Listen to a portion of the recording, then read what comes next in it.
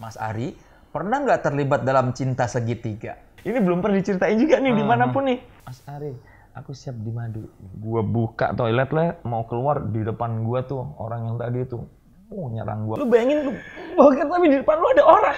Disitulah bocor dikit-dikit. Apa pernah disantet?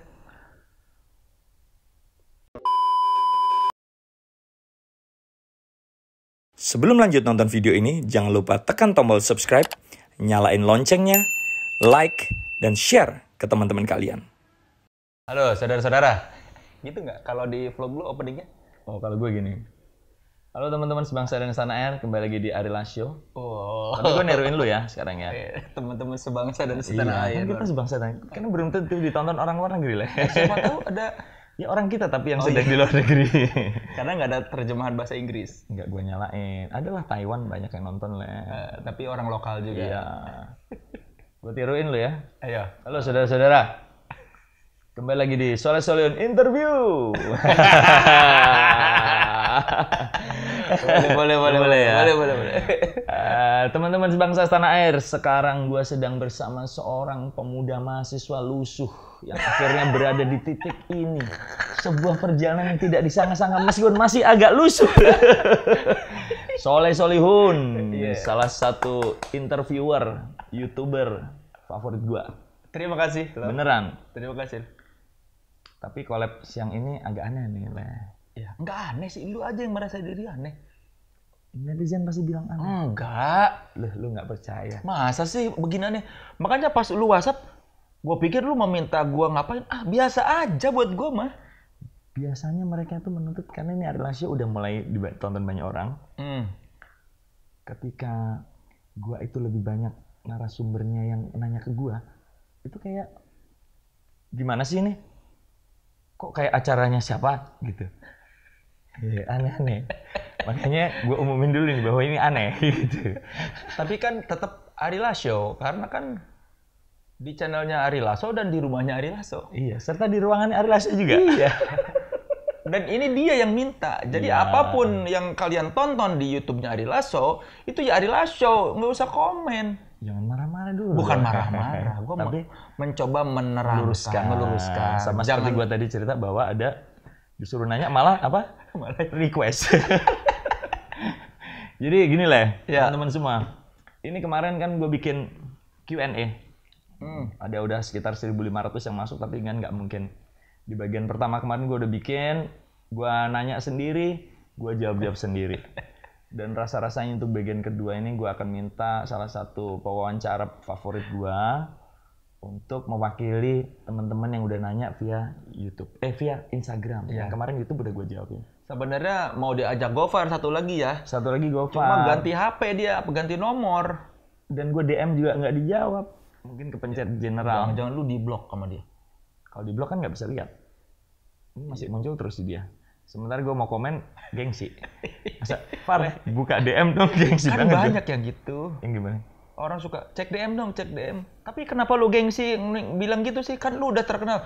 Ini Ari Lasio selalu nyampah di komen di akun mana-mana. Iya, itu gue benci banget tau. Semua temen gue bukan nyampah tau. Yang gue komenin yang temen gue. Iya, orang tuh kadang-kadang suka nggak mengerti bahwa itu bukan nyampah. Iya. Kita berteman gitu. Suka ada yang suka sebel tuh kalau misalnya ada orang yang tidak terlalu terkenal. Misalnya nih gue. Terus komen. Lu nggak terlalu terkenal? Enggak. Ya dibandingin lu malah. Oh iya. Kalau dibandingin stand up komedian yang lain mungkin gue terkenal. Tapi dibandingin dulu gue tidak terlalu terkenal. Pasti suka ada tuh. Ih, pansos. Padahal kan kita temenan, maksudnya suka ada tuh. Kalau ada orang yang posisinya tidak terlalu terkenal, terus mengomentari seseorang yang lebih terkenal. Iya, atau terlihat akrab, dikiranya pansos, panjat sosial. Padahal kan, ya kalau nggak akrab mah nggak mungkin begitu. Gue juga sering begitu kan. Masa lu dikira pansos? Tapi terus dihajar sendiri yang komen. Goblok lu. Ngetopan Ari Lasio tahu daripada di komen kayak gitu-gitu. Siapa yang lu dikira pansos sama siapa? Idol ya? Idol. Buset, demi Tuhan. Peserta Idol? Iya, yang kemudian followernya lebih banyak dari gua. Buset, ya tapi tetap aja followers. Mungkin followers lebih banyak. Tapi kan dia udah nyanyi dari tahun berapa? Ada orang gitu. Bukan di Idol. Radit. Di tempatnya Radit? Radit Madrid. Orang tua pansos mulu. Panjat terus bang, panjat terus. Goblok tuh yang Sabar. ini Ari Lasso loh. Hey. Ini luar biasa ya bang. Ya enggak, kalau misalnya lu penyanyi tidak terkenal, gue ya udah biarin. Ini kan lu gila udah nyanyi dari tahun 90-an. Faktanya begitu lah. Ada ya orang mengira Ari Lasso panjat sosial. Fakta. Ke peserta Idol. Iya. Gatel bang, apa? Panjat banget om gatel nih. Ini orang udah nyanyi dari tahun lu belum jadi sperma dia udah nyanyi lu. Beneran leh. Kalau misalnya kayak ke orang kayak ke gue sih gue masih ya memang sih karena gue baru dan belum terlalu terkenal. Tapi kalau ke dia goblok. Serius. Ada. Serius. Panjat terus bang, panjat terus jing gitu. Iya. Sampai akhirnya kayak ya gue malas memberikan pengertian ke mereka. Ya udah deh gue jarang komen. Dan faknya lagi ya. Gue kan kita kan berteman ya. Akhirnya gue pernah komen di mana? Di Amprok lagi. Ada mulu di mana-mana bang. Kampret deh. Gila ini. Iya, gue pernah lihat soalnya di komen mana Ari Lasso ini di mana-mana komen. Iya. Lah kan kalau orang akrab ya emang nggak boleh komen. Iya makanya. Iya kan? Pandangan mereka berarti itu mencerminkan bahwa mereka itu komen untuk caper. Caper. Iya kalau jadi kayak gini gue tuh melihat sosmed tuh kayak kalau ada orang yang followersnya lebih sedikit dari orang yang followernya banyak. Iya kalau dia meninggalkan komen dianggapnya mau caper. Ya kan orang temenan masa nggak boleh komen? Nggak boleh. Kita udah jarang ketemu di tempat nyata ya kan. Satu-satunya media kita itu. Aduh parah. Dan yang lebih ngeselinnya lagi apa lah? Setiap orang yang komen di gua nggak ada yang digituin. Karena berarti follower gue itu lebih terdidik. Iya dong. Ya karena yang lain ngerti. Ini mah maksudnya ya berarti lebih pinter subscribers tuh ya. Follower kan kita bicara IG. Gue nggak pernah kan komen di YouTube. Mana dikritik gue. Apa? Gue udah unfollow YouTube lu, bang.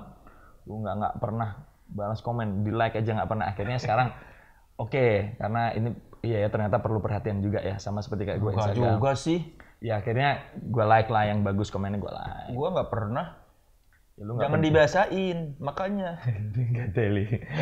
Bener. Bukan yang bagus komennya. Ya nggak apa-apa. Seperti saat ini, kita mau jawabin pertanyaan mereka loh. Lu nggak boleh ngomong gitu, ayo. Tapi kan itu di Instagram. YouTube juga gue jawab. Iya tapi maksud gue, menurut gue nih ya, tidak ada kewajiban seorang content creator me-likes atau membalas komen-komen dari YouTube.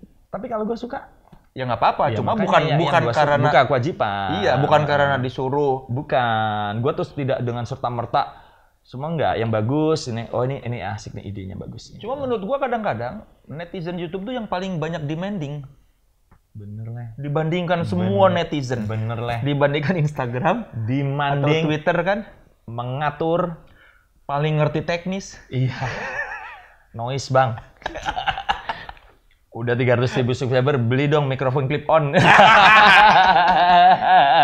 Ini yang kemarin udah bikin bagus. Iya. Kamera 1, udah bagus. Gak ada sinematiknya, 3 kamera dong. Biar close-nya dapet. Mantap.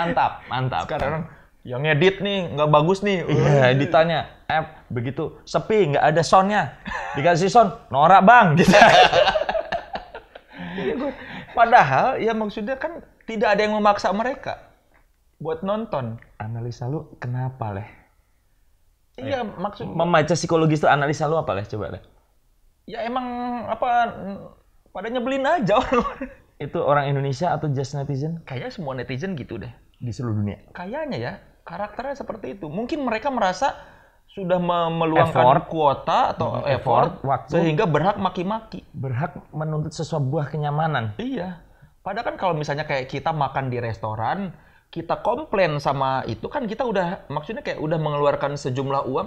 Kalau kuota kan, kalau jelek tinggal berhenti ditonton. Beda kalau kita misalnya makan nih, udah mesen makanan mahal terus ternyata nggak enak, kan kita atau boleh bilang nggak benar. Iya, kita boleh maki-maki. Kan kita nggak bisa meninggalin itu. Kalau YouTube kan gampang, anjing jelek tinggalin aja udah. Nah sekarang ini gue aja kan udah lumayan bagus lah ya. Gimana dengan YouTube lu? Enggak. Banyak yang demanding pastilah. Makanya gue tuh berhenti mendengarkan apa kata YouTube, komentator komentator penonton sejak berapa bulan lalu. Enggak gue ambil hati. Ya memang gue juga nggak ambil hati. Dan gue nggak bener-bener nggak peduli. Ada kan tapi yang demanding. Awal-awal ada, tapi setelah dicuekin, setelah gue konsisten dengan kamera goyang-goyang dan gambar dekat, akhirnya tersaring bahwa orang-orang yang nonton YouTube gua, orang-orang yang siap dengan kamera goyang-goyang, yang tidak berharap macam-macam. Iya, tidak berharap sinematografi, tidak berharap videografi bagus. Kalau mereka tidak suka dengan ininya, ya udah nggak usah ditonton, matiin aja. Lu cuek ya? Iya, pada akhirnya terseleksi. Dan yang komen-komen, yang komplain-komplain itu biasanya orang-orang baru yang ini kok gambar deket banget sih. Benar. Tapi ada satu hal ya, gue kemarin sempat ngomong ke videografer gue, tahu nggak? Setelah gue wawancara sama Soleh dengan gini, itu ternyata menimbulkan kedekatan yang luar biasa itu dengan gue alami sama Dani dibandingkan kayak gini. Karena ternyata kita tuh kayak selalu berpandang-pandangan lah. Ketika kita pakai kamera dengan ada monitor ngadep kita, tanpa kita harus nyamping membelakangi kamera, itu kelebihan loh. Iya, karena kita semua ada di satu frame, merasa dekat, bener. Dan yang kita tanya ngelihat, udah gue coba kemarin, pegel banget tangan gue. Makanya jangan sambil berdiri. Gue kan nggak pernah wawancara sambil berdiri. Gue masalah. Kan bisa sambil duduk. Frozen shoulder. Oh, ditaruh gini ya? Iya, dipegang gini kan, tinggal kanan pegel, ganti kiri pegel kan. Emang lu kira gue nggak kan gue ganti, Ri? Tinggal gini nih. Tapi kalau angle-nya bisa sama. Kan gampang. Misalnya gini nih. Ini gue pegel. Oh iya. Oh iya dia. Nggak akan ada. Lebih dekat lah kita kayak kita lihat-lihatan loh di sini. Iya makanya. Dan kita nggak perlu senggol-senggolan kan gini. Makanya tangan kan. Apa kita stop aja? Ya, jangan masa begini. Nanti bukan channel jadinya kasihan kan ini lu sudah menyuguhkan tayangan-tayangan video yang sinematik. Jadi tolong ya, ini dari saya nih. Mungkin Ari Lasso tidak berani ngomong karena dia terlalu baik orangnya. Jangan banyak nuntut. Tonton aja. Kalau suka, tonton terus. Kalau nggak suka, matiin. Nggak usah bilang-bilang, saya unsubscribe. Lu unsubscribe tapi lu lapor-lapor. Berarti lu masih caper kan? Iya nggak? Gue tuh suka sebel sama orang. Gua unfollow, orangnya nyebelin ternyata. Atau gua unsubscribe. Itu berharap dibalas ya. Iya, unsubscribe aja. Kenapa lu mesti ngomong-ngomong? Berarti kan lu kayak masih pengen diperhatiin atau masih sebenarnya lu nggak ikhlas melakukannya. Iya. Jadi intinya kalau nggak suka udah tinggalin. Dan gue juga menganut itu sih lah. Yang suka silakan, yang nggak suka silakan tidak nonton. Makanya di description selalu cuman gini komentar gue. Selamat menonton, semoga bermanfaat. Itu kan biasanya banyak macam-macam description kan, link-link gitu. Selamat menonton, semoga bermanfaat. Tapi udah 300.000 loh, lumayan. Berapa tahun? Gua mulai aktif April ya, udah mau setahun. Gila. Kan kalau orang terkenal cepet. Kalau gue terkenal tapi nggak melakukan apapun ya nggak naik-naik sih lah. Tapi ini dalam rangka 300.000 subscribers. Iya, dalam rangka 300.000 subscriber dan gue undang Soleh untuk mewakili pertanyaan-pertanyaan kalian. Ya, yang tidak tertanyakan jangan sedih. Itu berarti pertanyaan kalian tidak menarik. Bukan, lu jahat banget. Ya kata gua dong. Yang gue pilih adalah selain menarik, yang kira-kira mewakili banyak orang. Jadi ada satu tema yang ditanyain 100 orang. Gue pilih salah satu yang bagus. Udah aman ya? Aman. Takut aja. Filenya. Apa? Takut hilang filenya ya? File apa maksudnya? File ini takut hilang ya? Wawancara. Oh iya. Pernah terjadi? Gue enggak. Seburuk-buruknya channel gue. Pernah terjadi ketika lu collab sama YouTuber lain sama Anji hilang udah ngobrol 2 jam nggak ditayangin sama Anji. Ya, jadi hilang filenya. Buat yang nanya kapan kan pernah pasti ada yang bertanya dong. Kok waktu itu Anji pernah diwawancara Ari Lasso tapi Ari Lasso nggak ada di YouTube-nya Anji. Hilang katanya. Filenya hilang. Bukan salah Anji, salah krunya berarti. Mungkin ya game-nya. Kok nyalahin krunya sih? Iya dong, timnya dong. Iya, pokoknya itu. Buat takutnya kan ada yang bertanya-tanya. Nanti dipikirnya, gosip lagi, wah Anji sama Ari ada masalah nih, nggak tayang. Saya clearkan. Padahal yang gosip lu sekarang ini. Filenya yang hilang. Takutnya dong, takutnya kan. Iya. Ada gila. Oke. Ya. Ada 15 pertanyaan ya kira-kira ya. Ya. Yang paling pertama nih, ini sangat esensial sekali pertanyaannya. Apaan tuh? Dari Ini yang nyiapin kemarin yang ngapcarin si tim ya. Nah, ya. Ini pertanyaannya tim dan gua. ya yang milih tim dan Arinya. Pilih satu, Bang. YouTuber atau musisi atau penyanyi? YouTuber atau penyanyi? Ya musisi penyanyi lah. Kenapa? Nggak perlu dijawab dong lah, gila lu. Iya. Berarti ini belum menghasilkan ya? Ya menghasilkannya pun meskipun memang masih kecil sekali, tapi kan gue penyanyi dari 92 lah. Iya, intinya tidak akan tergiur ke arah sana ya? Gini lah, YouTuber atau content creator di mata gua itu adalah seseorang yang mendedikasikan begitu banyak waktunya, effortnya, kreativitasnya untuk bikin sebuah konten yang bermutu atau niat gitu. Kalau gua kan di sela-sela kegiatan gue bernyanyi dan bermain musik, kali-kali ada sesuatu yang pengen dibagikan, ya gue bagiin. Jadi motivasi lo melakukan semua ini untuk berbagi aja? Salah satu terbesar itu, apalagi untuk channel gue makanan. Channel gue makanan tuh, gue tidak pernah di-endorse, tidak pernah minta diskon, tidak pernah minta gratis ketika makan. Gue pengen tempat makan-makan gue yang langganan gue itu, pengen makin biar makin berkembang. Iya, makanan raja-raja Yugoslavia Selatan. Iya, yang dimiliki hak patennya oleh Mr. Ari Daging. 2 Ari tukang makan di makanan Instagram. Raja Ari dan Ari Daging. Karena kalau lagi ngepost makanan raja-raja pasti mentionnya 2 ya. Iya. Lu dan daging. Iya. Itu awalnya gimana sih? Siapa yang duluan Daging dong. Kok bisa dia tiba-tiba ngajak lu? Bukan, ya kan gue sama dia kan cukup punya geng. Ada geng lah, geng di bar, geng minum lah, geng ngebir ya. Stuba apa sih? Bukan, Yang Dahoy. Oh, Dahoy pondoknya. Ya dia, menurut gue lucu banget dan dia konsisten ya. Aneh kan, makanan raja-raja tapi rajanya makanannya cemen gitu, kayak apaan, kerupuk dikasih sambal, tapi dia bilang makanan dari Tanzania Utara pinggir laut, kayak gitu-gitu. Udah gue terusin. Tapi dia tulisan, kalau gue omongan waktu itu. Jadi kayak makanan raja-raja Majapahit yang lagi kesasar nih Yugoslavia kayak gitu. Jadi deh itu gitu. Tapi gue malah sama dia belum pernah collab. Belum ya? Ajak dong Ari Daging. Kalian harus mereview makanan raja-raja. Di saat pagi jam segini gue free, dia kerja. Iya. Dia malam, dia harus tidur cepet. Karena besok subuh dia siaran. Nggak ketemu ya? Dia weekend free. Gue weekend selalu keluar kota panggung gitu. Menarik loh, harusnya bikin channel dari bikin vlog dulu udah pengen. Dari dulu berdua belum ketemu. Akhirnya pencurahannya itu saling error IG story. Karena menurut gua orang udah kemakan tuh dengan makanan raja-raja apa itu. Kalau makanan yang Western kan makanan rakyat jelata. Jelata semakin bagus dibilang makanan jelata sama si Ari itu orang gila. Ya, itu maksud gue mau terusin dikit ya. Iya, tentang YouTube. Ada orang kemarin komen ini lupa gue. Gue pengen lurus ini juga mungkin ini bermanfaat untuk teman-teman. Mindset. Ini mudah-mudahan dia nanya tulus atau nggak tahu nih, entah nyindir atau nanya tulus. Enggak kan kita nggak tahu. Tapi ada aja orang yang ngenyek ya. Nah, ada juga yang bilang gini, dasar penyanyi tua kagak laku. YouTuber kagak laku, juri gagal, dan merebut rezeki YouTuber.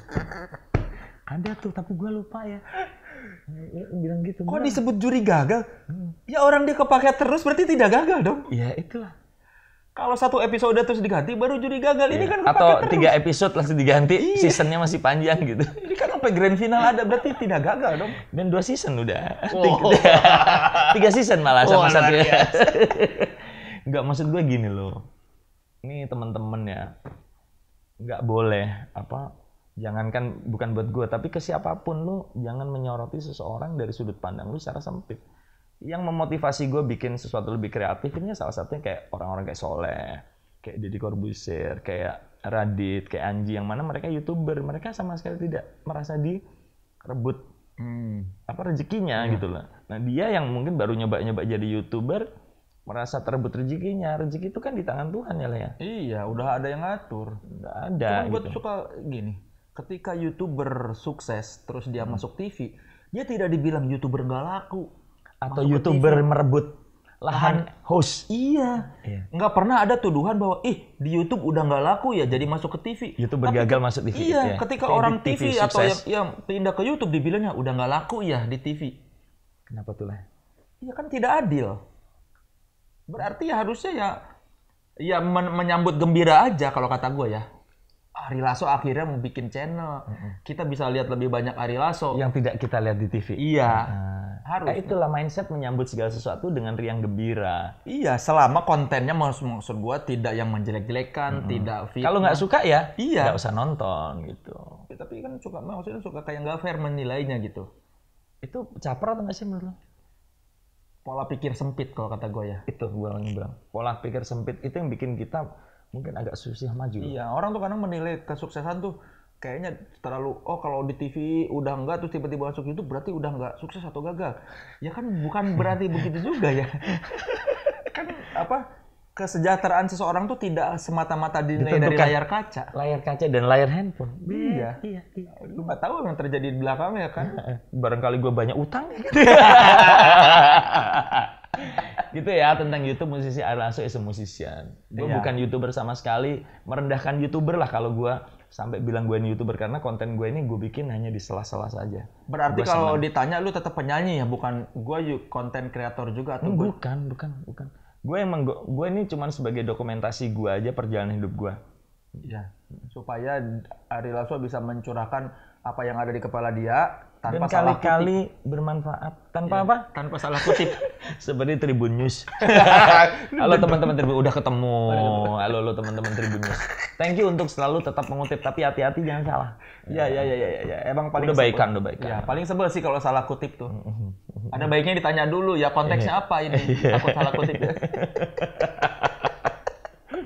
Oke. Ya, yang tadi itu pertanyaan dari top 10 grup official. Iya. Saya pikir itu bukan akun atau account lah.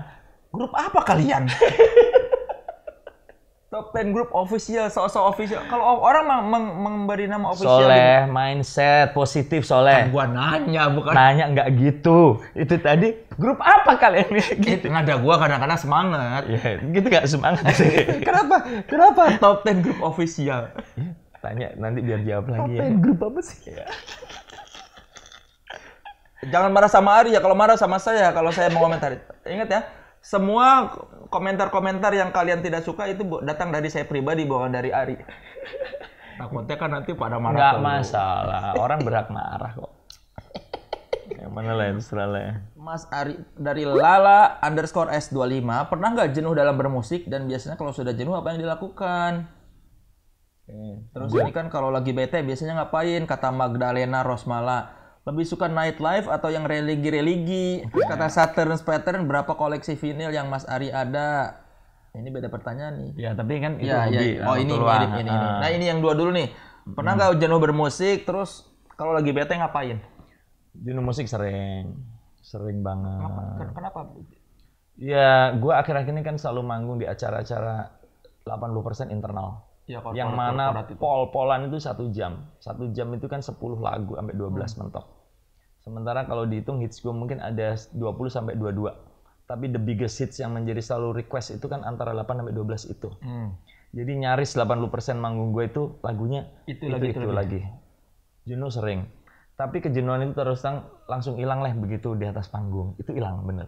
Ngelihat bangun tidur paginya tuh aduh gitu. Mau berangkat di backstage itu sering jenuh. Karena rutinitas yang terlalu sudah menjadi agak rutinitas. Tapi begitu di atas panggung itu selalu ada magical moment di atas panggung yang bikin gue tuh selalu merasa kayak berarti dan gue nggak boleh merasa jenuh, ini gue turutin. Lagu yang paling selalu ada di setiap show lu apa sih? 10 itu, 10 itu iya. Ya, harus ada. Pusing lah. Rahasia perempuan, misteri ilahi, mengejar matahari, arti cinta, hampa, cinta terakhir, kangen, gitu. Ya, harus ada penjaga hati, harus ada. Dan tanpa disadari, tanpa pernah men-set up, gue bikin dulu tulus-tulus aja. lagu-lagu tersebut itu sangat bisa masuk ke pesan acara apapun, pangsa pasar apapun. Acara motivasi. Kita mengejar matahari bersama-sama. Iya, gitu. Arti cinta, bingung dong ngasih arti cinta misalkan kata. Mudah-mudahan di antara semua ini yang sudah sukses meeting manager, bukan cuma sukses di pekerjaan, tapi kalian juga sukses memaknai arti cinta yang sebenarnya. Kayak gitu-gitu. Bridgingnya udah enak ya. Tapi itu nggak di set, akhirnya kebentuk. Satu korps. Manggung di acara kepolisian. Mudah-mudahan polisi bukan cuma menjaga keamanan, bukan menjaga lalu lintas, tapi bisa menjaga hati kita semua. Gitulah. Gitu.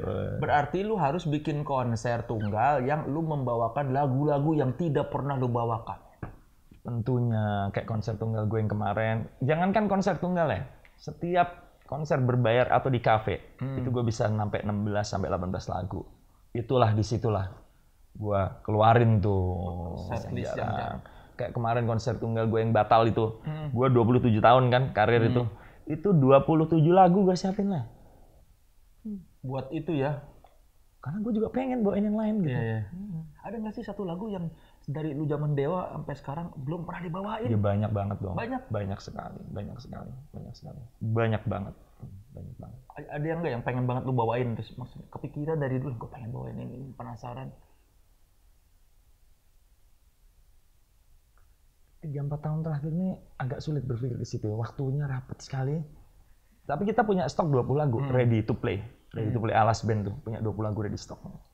Yang mana kan sisa 8 dari 12 itu. Ini pun udah sering dimainin, udah berkali-kali dimainin gitu.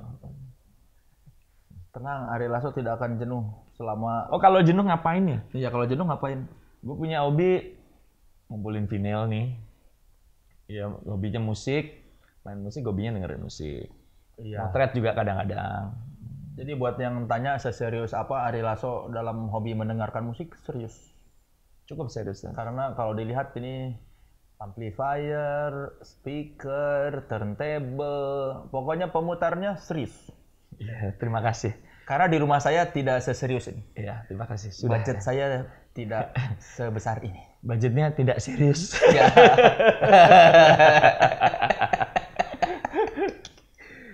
Terus ini, koleksi vinyl tuh berapa katanya?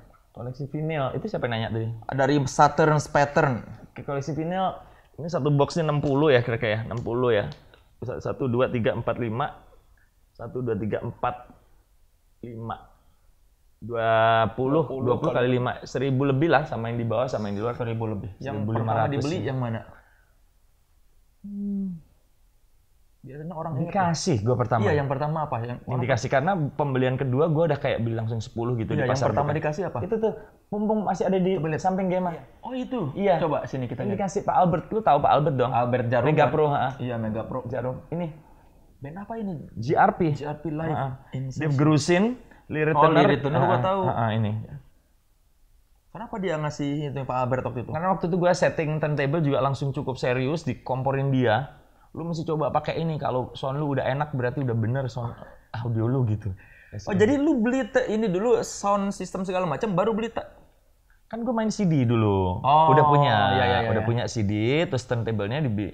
Turntable sama ampli ganti dong. Lu ampli lu jangan lu ganti amplinya ini, turntable-nya lu beli ini. Waduh, turntable PH-nya belum punya, Pak. Lu bawa ini katanya. Buat ngetes audio lu ternyata enak dan udah keterusan. 2012 nih lah gue dikasih. 2012. Pertama kali gue main vinyl turntable. Yang terakhir dibeli yang mana? Terakhir dibeli ada di depan juga tuh. Ini paling depan Mr. Big. Bukan. Itu salah satu itu Mr. Big tuh. Sama sebelakangnya segebok belakang tuh. Oh, rombongan Mr. Big. Tiba-tiba masuk pemain bass gue. Inilah keanehan Ari Lasso, tiba-tiba ada yang muncul orang. Oh itu ya, Mr. Big lah ya? Ya Mr. Big dan ke belakang. Gue terakhir beli di Jepang. Waktu jalan-jalan? Ya kemarin beli banyak di Jepang. Vlognya cuma ditonton 11.000 itu? 23.000. Oh 23.000. Ya. Tolong dong ditonton kalau Ari Lasso ada yang sekeluarga 60.000 lumayan lah. Ada? lumayan. Susah bikin vlog, gue nggak biasa sambil jalan pegang kamera. Mr. Big, lu besar dengan Mr. Big? Iya dong, besar dengan Mr. Big. Orang 90-an biasanya besar dengan Mr. Big. berapa banyak si vinyl yang lu beli di Jepang? Nggak banyak sih, kayak 10-12 kemarin nggak sempet karena jalan-jalan sama anak. Dan ribet bawanya juga ya. Gue selalu tentengnya, nggak masuk koper takut pecah. Ini kata Nung Kian Der Live tadi kan udah ditanya hobi ini, nopo hobi ini dengerin musik. Suka baca buku nggak Mas? Kata Nung Suka, Kian tapi Der mungkin udah 5-6 tahun berhenti terus terangnya. Gara-gara ini nih.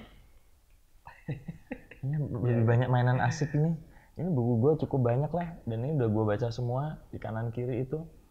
Buku yang terakhir lu beli yang mana? Gue beli buku yang gue baca ya, Iya. yang gue baca sampai tuntas ya. Si itu bukunya si siapa? Orang Alibaba tuh. Oh, Jack Ma. Jack Ma. Kenapa lu beli buku dia? Ya nggak apa-apa, biar gue seneng baca kisah sukses orang. Kan Sama Dan Brown yang terbaru. Oh, ada. Dan Brown gue lengkap. Lu kenapa cinta Dan Brown? Tata bahasanya, terus kemudian penjelasan detailnya tentang sebuah kondisi itu kayak membawa gue ke tempat itu berada. Gue kan belum pernah ke Roma, gue belum pernah ke Scotland, gue belum pernah masuk katedral-katedral yang luar biasa itu, tapi dia cara ngejelasinnya itu kayak gue berada di sana gitu. Tapi bukunya yang di filmnya lu suka? Hancur banget man. Yang pertama ya apa? Iya Bukan Angel and Demon. Itu Da Vinci Code. Hancur banget. Kenapa hancur? Ya hancur lah. Terlalu plek-plek ketiplek dan sinematografinya jelek. Jangan dimanding. Ayo, jangan dimanding. Kalau itu kan boleh, kan lu keluar duit. Iya. Kalau beli DVD gua nonton di bioskop ya kecewa sih. Tapi emang reviewnya ternyata jelek banget ya. Iya, gua sih soalnya nggak baca buku. Mungkin karena harusnya orang-orang. Nah, adaptasi buku yang terbaik itu ada adaptasinya Godfather ya, trilogi Godfather yang Don Mario Puzo. Itu gue juga penulis favorit gue tuh Mario Puzo. Aduh, itu Mario Puzo. Godfather mungkin udah gue baca 5-6 kali dan filmnya gue juga udah tonton 10 kali mungkin. Lu sama Dani sama-sama pecinta Godfather. Iya. Gue seneng film-film yang berdasarkan sebuah kisah realistis. Jadi kayak Maze Runner, terus apa gitu gue nggak masuk gue. Tiap kali diajak anak gue, zaman mereka kecil kan ngikutin dari kecil. Gue selalu, itu waktu tidur siang gue yang paling enak. Di bioskop tuh pernah tiduran nggak? Iya, kalau capek. Enak banget lah, bener tidur. Terus yang penting aku bangun. Keren banget ya, Be, filmnya. Papa tidur bilang bagus gitu. Ngorok tahu pakai. Pasti ngeliatin ada. Tapi kan mau marah kan lagi konser. Iya, lagi konser. Biarin aja, Papa udah tua gitu ya. Tapi mungkin orang ketika pembaca buku, ketika nonton film yang dibukukan, menurut gua harus memandang itu sebagai sebuah karya yang berbeda. Itu sudah kita siapkan dong. Makanya ketika nonton Godfather, itu sangat siap kita. Ya, berbeda, tapi memang castingnya gila sih Godfather. Iya, memang. Gambaran kita tentang Luca Brasi, gambaran kita tentang Tessio, gambaran kita tentang Sonny Corleone, tentang Michael Corleone, itu apa yang di otak kita gitu. Ya, kalau Da Vinci Code kan memang rada kering ya. Adaptasinya tuh kering sekali gitu. Gua nggak baca bukunya sih, jadi tidak ada masalah dengan filmnya. Jelek itu lah. Berarti suka baca buku 5 tahun lalu jawabannya. Sampai 5 tahun lalu. Sampai 5 tahun lalu. Sampai 5 tahun lalu. Terima kasih handphone dan media sosial yang membunuh keinginan membaca adalah Dari Adrian Syah Bomang. Dari sekian puluh bahkan ratusan instastory di Instagram yang Mas Ari tayangkan pada saat manggung atau konser, kenapa yang paling banyak ditayangkan adalah lagu Rahasia Perempuan? Ada apa dengan lagu itu? Ada cerita tersendiri pada lagu itu? Oke. Ini cakep. Ini menjawab ledekan begitu banyak orang terhadap instastory gua. Siapa tadi? Dari Adrian Syah Bomang. Adrian Syah, thank you karena pertanyaan lu simpatik ya. Pertanyaan lu simpatik. Banyak. Bosan lagunya itu mulu. Gak punya lagu lain. Sekarang kan algoritma Instastory kita itu memunculkan komen langsung tanpa kita search. Oh. Nih, misalnya Instagram lu, buka Instagram lu. Oh iya, mention. Iya, muncul langsung tanpa kita harus masuk ke. Iya. Tanpa kita harus masuk ke lambang surat itu. Lambang surat itu. Iya, ketika kita klik itu lu mandang lambang surat ya? Surat kan? Gue lambang pesawat kertas gue pikir itu. Oh iya pesawat kertas ya, tapi kan kayak iya ya. Maksudnya surat, tapi kan ya kayak pesawat kertas sih. Iya kan, yang di ujung kanan. Iya. Kan surat maksudnya kan? Surat yang diterbangkan ya mungkin ya? Iya kayaknya ya. Zaman dulu ya. Oh, gara-gara ini suka ada di sini. Jadi kan gampang muncul, ya. mention. Itu begitu banyak. Oke, gue jawab lah ya. Gue bukan tipe penyanyi yang suka menselfiekan diri gue di atas panggung untuk memamerkan panggung gue. Jadi kalau 12-15 lagu gue manggung, 14 lagu yang lainnya gue fokus nyanyi, Cok. Bukan fokus nyuting atau ngevlog. Paham ya? Iya. Dan kenapa Rahasia Perempuan? Karena di lagu itu memang ada space untuk gue interaksi sama penonton. Oh, partnya memungkinkan buat lu nggak nyanyi. Iya. Gua tidak mau membuat orang kecewa yang nonton udah susah-susah nonton gua hanya untuk ngeliatin gua. La la la la la la la. Iya dong. Iya. Lu tonton gua full, di tengah-tengahnya ayo bikin pertunjukan, yuk bikin dikit.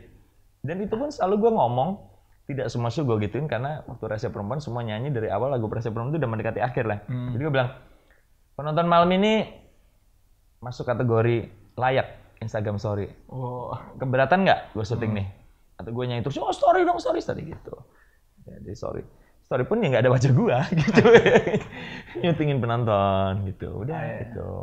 Jadi murni karena persoalan teknis. Bukan teknis ya, gue menghargai yang datang. Iya, maksudnya kan ya kalau tiba-tiba lu lagi nyanyi terus gini kan malah mengganggu penampilan juga kan. Iya, gitu loh. Orang sok tahu sih ya, karena apa sih? Dan lagi kan banyak orang yang nge-tag gue dan gue repost di lagu lain. Dipikir masa gue nyanyi satu lagu itu doang. Ya kali mengundang Ari Lasso bayar mahal-mahal, Mas Rahasia Perempuan doang ya. Tolong supaya bisa ada masuk wajah saya. Oh ada ya orang marah ini. Kok Rahasia Perempuan doang? Nggak ada lagu lain nih. Nggak bosen lagunya itu gitu. Unik ya, unik. Terjawab ya. Nanti yang nonton terus kalau ternyata ada temannya, ih kok Ari Lasso story-nya Rahasia Perempuan doang. Itu karena pas di lagu itu dia bisa istirahat. Bener, sambil menjalin komunikasi. Iya, ya iyalah kalau kita bayar orang buat nyanyi terus tiba-tiba dianya instastory mulu, kapan nyanyi dong? Yang mana ada itu? Ada ya? Ada lah. Oh gitu. Ada beberapa orang begitu. Tapi ya nggak apa-apa, itu bentuk hiburan yang lain, bentuk yang lain. Dari Raymond Ferdiansyah. Mas Ari, pernah nggak terlibat dalam cinta segitiga? Kalau pernah, pas kapan, Mas? Anjir, udah gue bilang sama tim jangan yang gini-gini masih aja diambil. Ini diambil.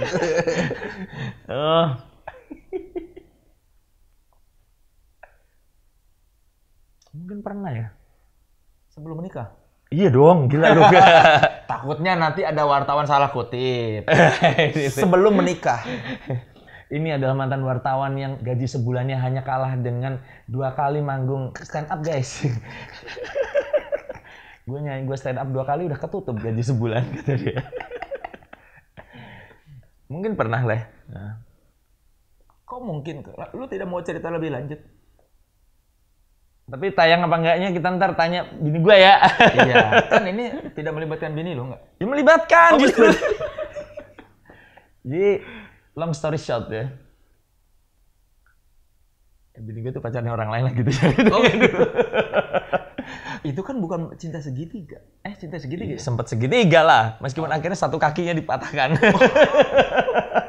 Jadi lu nikung? Lu nikung? Iya. Wah hebat dong.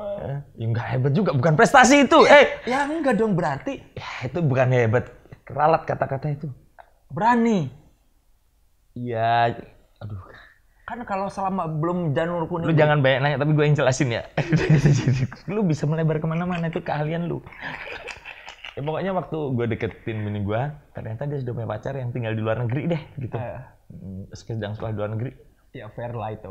Ya jadi gue akhirnya jalan pacaran.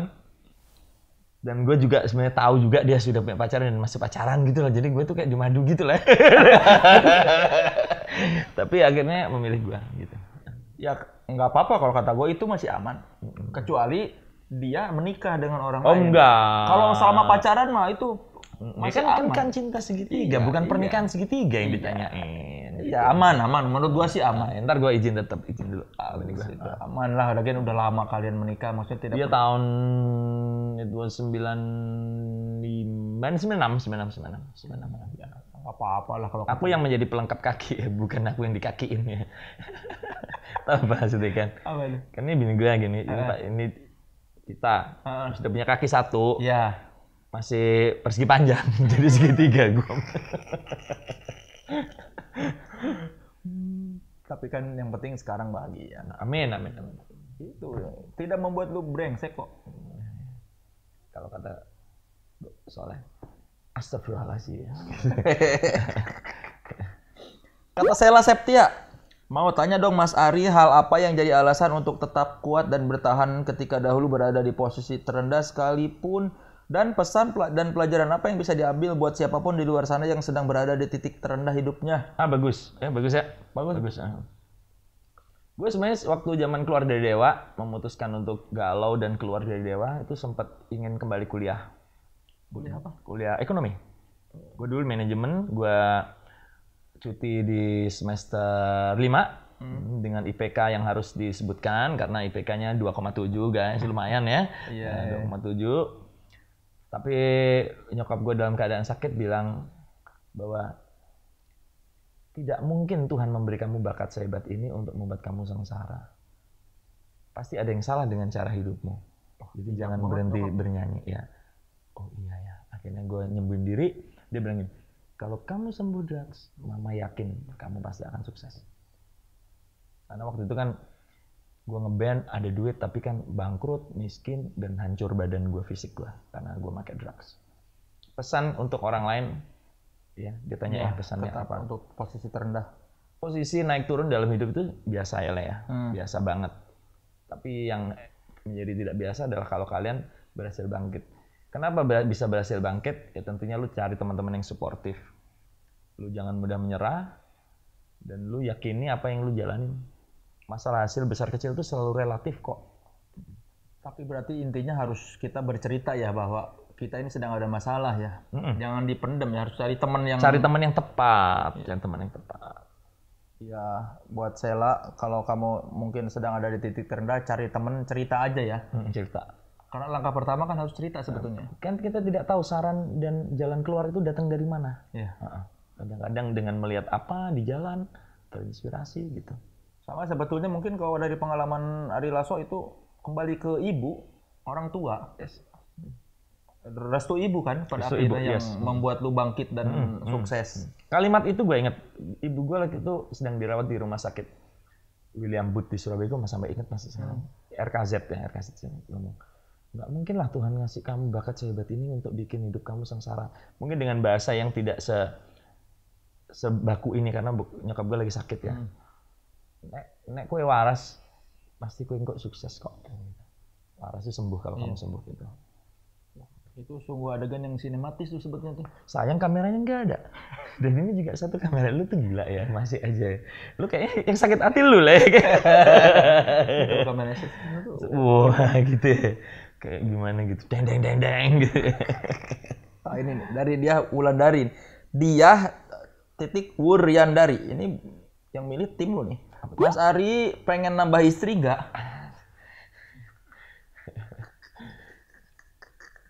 Ya enggak lah, enggak. Selain di keyakinan gua itu memang tidak memungkinkan dan rasanya sulit lah ya. Enggak lah. Nanti nambah mertua loh. Nambah mertua, nambah anak, nambah yang pasti satu lah. Nambah masalah. Dan biaya. Iya. Itu udah pasti. Iya. Rumput tetangga lebih hijau itu karena kalau kita lihat dari rumah kita. Kalau udah nyampe ke tetangganya mah sama aja rumput nih kan. Enggak juga sih. Sungguh bermakna ganda. Tidak. Jadi buat kalian-kalian yang merasa ingin dimadu atau siap jadi istri kedua, kubur dalam-dalam. Banyak lah. Banyak? Iya. Ada. Pada gimana? Mas Ari, aku siap. Ya game ya, kita ngakak game. Aku siap jadi istri keduamu. Gitu. Mas Ari, aku siap di Madu gitu. Ninggalin komen di mana?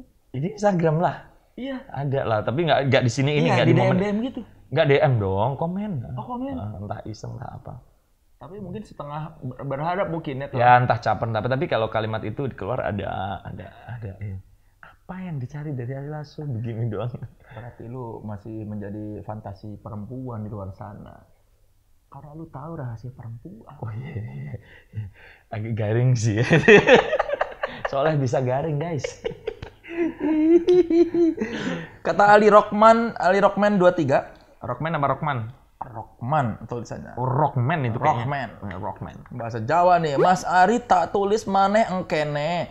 Ang YouTube sampean wis ngene ceritone.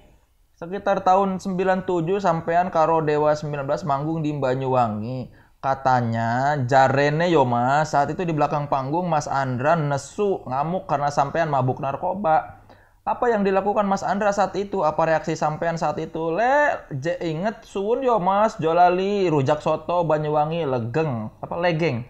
Legend itu sabalah ketik pasti. Legend unik nggak ada di tempat lain. Nah itu kan gue sering ngomong gitu kan. Legend unik nih makanan. Nggak ada di tempat lain.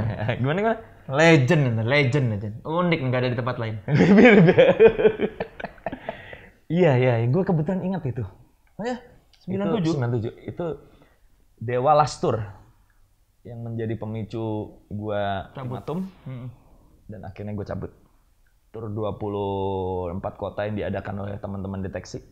Itu tur band modern pertama terpanjang. Nah, dulu mungkin God Bless zaman itu era Jarum Super ya. Itu tur pertama panjang. Ya itu super adiksi gue udah menjadi 3 adiksi gue tuh, bukan sekedar heroin aja tapi heroin, sabu-sabu dan obat tidur. Pantesan boros ya. Pantesan boros banget. Jadi gue dalam kondisi yang buruk saat itu, mulai kehabisan stok kayak gitu. Sehingga sebenarnya lebih tepatnya sebenarnya bukan mabok sebenarnya. Sebenarnya sangat nagih ya, sangat nagih. Nah, jadi super gelisah. Kalau nggak salah Andrea memang marah, kalau nggak salah membanting salah satu stand gitar atau apa mungkin, atau kursi atau pokoknya Anda marah. Itu betul adanya ya. Karena dia sebel ngeliat lu nggak, kok begini sih penyanyi gua nih gitu loh. Jadi itu pulang tur memang di sesi di kota Sumatera, selama di perjalanan Sumatera dari Lampung sampai Banda Aceh, gue tidak bertegur sapa dengan dewa yang lain. Mereka malas ngomong sama gue dan gue parno ketakutan. Karena di Lampung, di kota pembuka Sumatera, gue nggak datang. Yang nyanyi sih? Dibatalkan aja. Dani nyanyi 2 lagu Manusia Biasa sama Aspirasi Putih. Dia bilang, penonton yang hadir malam ini tiket jangan dibuang, besok datang lagi ke sini, Ari Lasso akan datang. Ari Lasso masih dalam perjalanan, gue masih dalam perjalanan. Gue telat pesawat. Karena itu? Ya, ketidakdisiplinan. Akhirnya besoknya diulang lagi. Diulang lagi. Dan sukses. Separah itu berarti ya, apa merusak band tuh? Ya, merusak band drugs. Tapi waktu itu kan dia tanya berantem nggak maksudnya enggak, Andra? Cuma Andra marah aja. Marah. Gua di Dewa tuh tidak ada yang konfrontatif orangnya. Kalau salah satu marah, yang satu pasti yang merasa salah ya akan mengakui bahwa dia salah. Kayak gue ya gitu ya, karena gue salah ya gue diem aja. Jadi waktu itu juga suasana backstage-nya bahkan Dani atau siapapun nggak ada, Ri lu kok gitu? Nggak diingetin, nggak apa. Pola komunikasinya berarti kayak gimana? Paling gue inget banget gini, paling yang hebat banget ini. Ari Lasso ini hebat, abis Lampung tuh. Bisa bikin 2 konser dalam 2 hari. Gitu. Nyindir? Ya nyindir, gue diam aja. Dani itu yang ngomong? Nggak ada nih. Di base gue duduk yang paling belakang, gue diam terus. Nah, itulah gue nggak bisa gini terus, gue harus menyembuhkan diri nih. Kasihan teman-teman Dewa. Iya berarti sebetulnya waktu lu narkoba pun nggak ada yang pernah ngobrol langsung, Ri lu sembuh dong gini. Ada dong tentunya, tapi tidak dengan marah-marahan. Anjing lu nggak ada, di Dewa nggak ada gitu. Oh nggak ada emosi-emosi? Nggak ada. Meskipun kita lihat Dani kayaknya nyolot banget di luar. Dani pernah manggil gue ke studio ngomong yang lembut banget yang membuat gue tersentuh. Jadi kalau gini terus kamu bisa kayak Aksan lo nanti nasibnya. Gue inget banget. Di studio Pondok Pinang. Iya Dan, gue sadar kok. Nggak apa-apa. Ya, gue sadar. Kayak Aksan tuh maksudnya keluar dari Dewa. Dikeluarkan gitu. Gitu. Tapi kemudian Dani datang lagi dengan pemecahannya. Enggak Ri, gini aja. Sambil jalan kamu menyembuhkan diri, vokalis kita 2. Gitu. Kamu sama Once yang mana? Ini suaranya. Di dalam hati gue bertepuk tangan. Keren banget vokalisnya.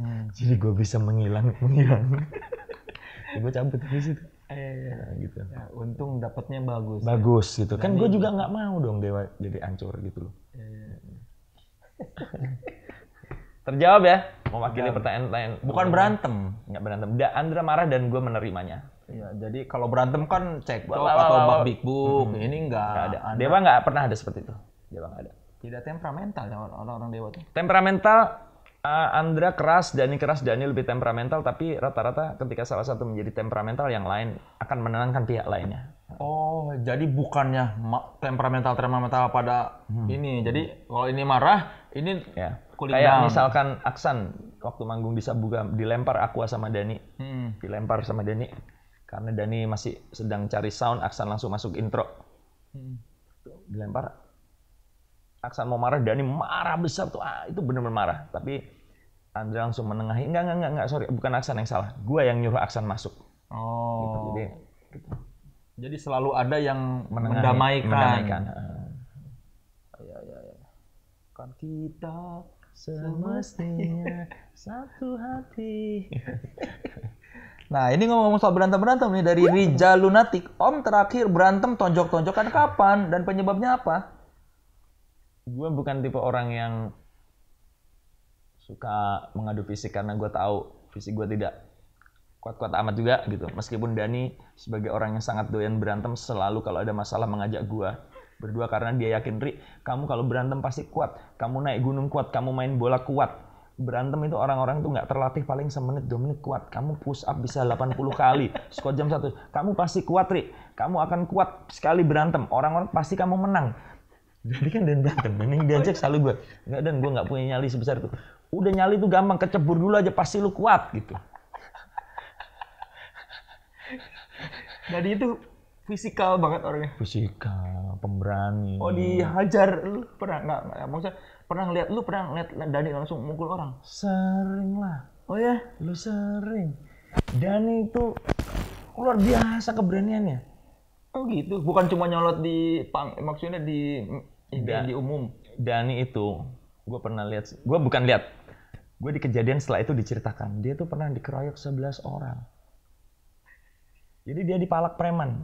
Downbeat mau manggung. Dipalak orang. 11 orang anak-anak kampung. 2 orang yang datang kecil-kecil sama dia disikat, dipalak sama Dani sikat. Ternyata di belakangnya itu ada 11 orang. Dan personil Downbeat yang lain kabur karena takut.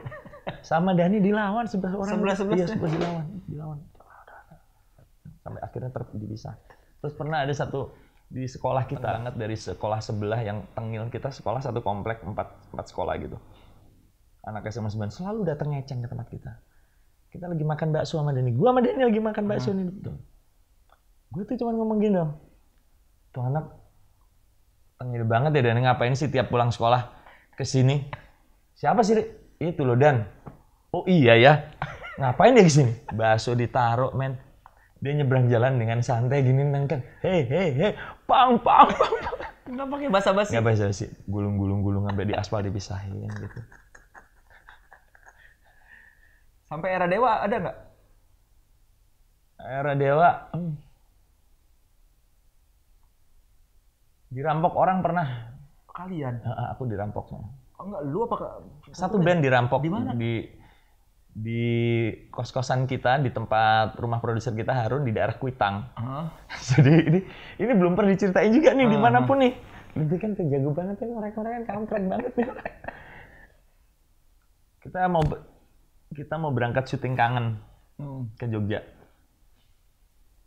Tiba-tiba kita kan nginepnya tuh ini rumah utama, kalau rumah samping itu apa namanya? Pavilion. Kita nginep pavilion berlima tuh. Dewa tidur di situ, satu kasur gitu, satu ruangan berjajar gitu kayak pindang gitu kan, pindang. Tiba-tiba pagi-pagi jam 5:30, jam 5 digedor tuh. Pintu kita dok. Kita bangun. Pembantu masuk. Mas, rampok, ada rampok. Di mana? Di dalam udah ketangkep. Kita pikir rampoknya udah ketangkep. Dani secara refleks, gue yang diajak bukan. Gini. Gue pegang botol, di situ ada beberapa botol bekas minuman keras kita. Dani pegang botol, kamu ini, aku ini, gitu. Masuk ke rumah utama, jebret, gue masuk, gue satu langkah di belakang Dani gitu, ngikutin gue. Kita gebukin Dani aja. Ternyata yang ditahan tuh penghuni rumah yang lain semua ditahan lagi diikat, lagi ditahan di satu. Bukan ditangkap maling. Bukan maling yang ditangkap, semuanya lagi sudah disandera. Itu satu bawa celurit, entah celurit entah pedang, satunya pistol. Terus Begitu lihat kita dikejar, gua sama Dani lari keluar pintu rumah utama. Gua sama Dani tuh nahan pintu, itu berdua tuh nahan pintu, pintunya triplek. Itu di depan kita lah celurit jerak kayak horor. Gua sama Dani rampok. Jerak. Kaca naku di sebelah tuh jerak. Rampok kabur. Jadi nggak sempet berantem, hampir mati. Habis rampoknya keluar tuh kita berdua gini. Dan kok kita tadi berani banget ya? Iya ya, kita hampir mati. salah diksi. Keyboardnya dia hilang tuh M1, Korg M1. Sempat diambil. Sambil di komputer, TV dia sempat diambil. Tapi nggak ada korban sih penghuninya. Dan kemarin kita berangkat ke stasiun jam 10 pagi untuk berangkat ke Jogja, kereta pagi kan gitu. Pak Ian dengan bijaknya ngomong, Pak Ian Johana produser kita. Tandanya album kita akan meledak Mas. Bener. Meledak bener. Tapi siapapun itu yang pernah mendapatkan keyboard dari rumah di Kuitang, itu keyboard legend loh berarti. Iya, keyboard rampokan. Punya Ahmad Dhani loh. Iya, M1 tuh. Ketika masih struggling ya. Iya, masih struggling. Iya. Sampai belum jawab nih gue berantem nih. Iya. Sama Dhani juga. Udah dewa nih. Ini unik nih. Maya masuk grand final lomba DJ. Oke. Dhani temenin gue Dhani kan kalau Surabaya jalan-jalan suka minta temenin gue gitu. Temenin gue yuk nonton Maya grand final. Ini tahun berapa nih? 93 atau 94 mungkin. Udah dewa. Udah cukup keren lah kita, udah pakai baju gitu, udah ada lah baju-baju. Gue ajak teman-teman gue, masih jadi sahabat gue salah satunya sekarang Yoki. Cali almarhum Yoki itu yang punya Colors Group Surabaya. Iya, Colors Group Surabaya, Eclectic. Sama Cali almarhum, sama beberapa teman gue yang lain. Kita minum-minum lah di kafe itu. Maya selesai nge-DJ segala macam. Gue mau jalan dari meja gue ke toilet. Entah kenapa gue tiba-tiba diserang orang. Mungkin dipikir orang itu sedang berkerumun, sedang ribut. Gitu. Di depan bar. Gue lewat doang. Tiba-tiba gue diserang mau dipukul. Gue kaget. Loh kenapa nih orang? Wah, gue ditunjukin. Gue bingung kan. Loh kenapa? Tapi gue ngelawan gitu kayak. Lo apa lu gitu. Terus akhirnya teman gue bisa. Bukan dia gitu. Gue kencing masuk ke toilet ya. Masuk kencing gini. Gue buka toilet lah. Mau keluar di depan gue tuh. Orang yang tadi tuh. Nyerang gue, mukulin gue. Tapi karena dia cukup mabok. Nggak kena lah, entah mungkin kena juga gue agak semi tipsi nggak berasa. Kita gulung-gulung di toilet udah becek deh, gulungin dipisah lagi. Gue keluar amburadul dong baju gue ke Dhani dan lain-lain ke Yoki. Kenapa lu? Iya gue tadi diserang dulu. Kenapa lu? Nggak tahu kenapa. Siapa yang nyerang? Gue bilang aja itu tuh. Tapi mereka udah diamanin geng itu. Jadi nggak di bar lagi dipisahin dari kita. Mereka dipindahin ke depan dance floor lah gitu ke sofa. Yang mana yang itu? Gimana Yang dia jual kita beli dong, gimana langsung udah gini-gini. Semualah menyusun kekuatan kita berlima. Mereka berapa? Mereka berlima juga. Udah gede, selulu lebih tinggi lah, pokoknya lebih tinggi dari gue. Lu yang mana Enggak, gue yang itu aja lah. Yang nyerang gue tadi gitu. Gue yang ini, gue yang itu. Jadi mereka lagi duduk minum, ya udah kita datengin mereka, kita colek gini doang dari belakang. Mereka beli, gue timpa tuh. Dan ternyata tebakan Dhani bener banget. Apa tuh? Gue kuat banget berantem. Iya, karena pukulan gue tuh terukur banget telak efektif, rahang ya. Seperti LS Pikal kena rahangnya Judo Chun gitu.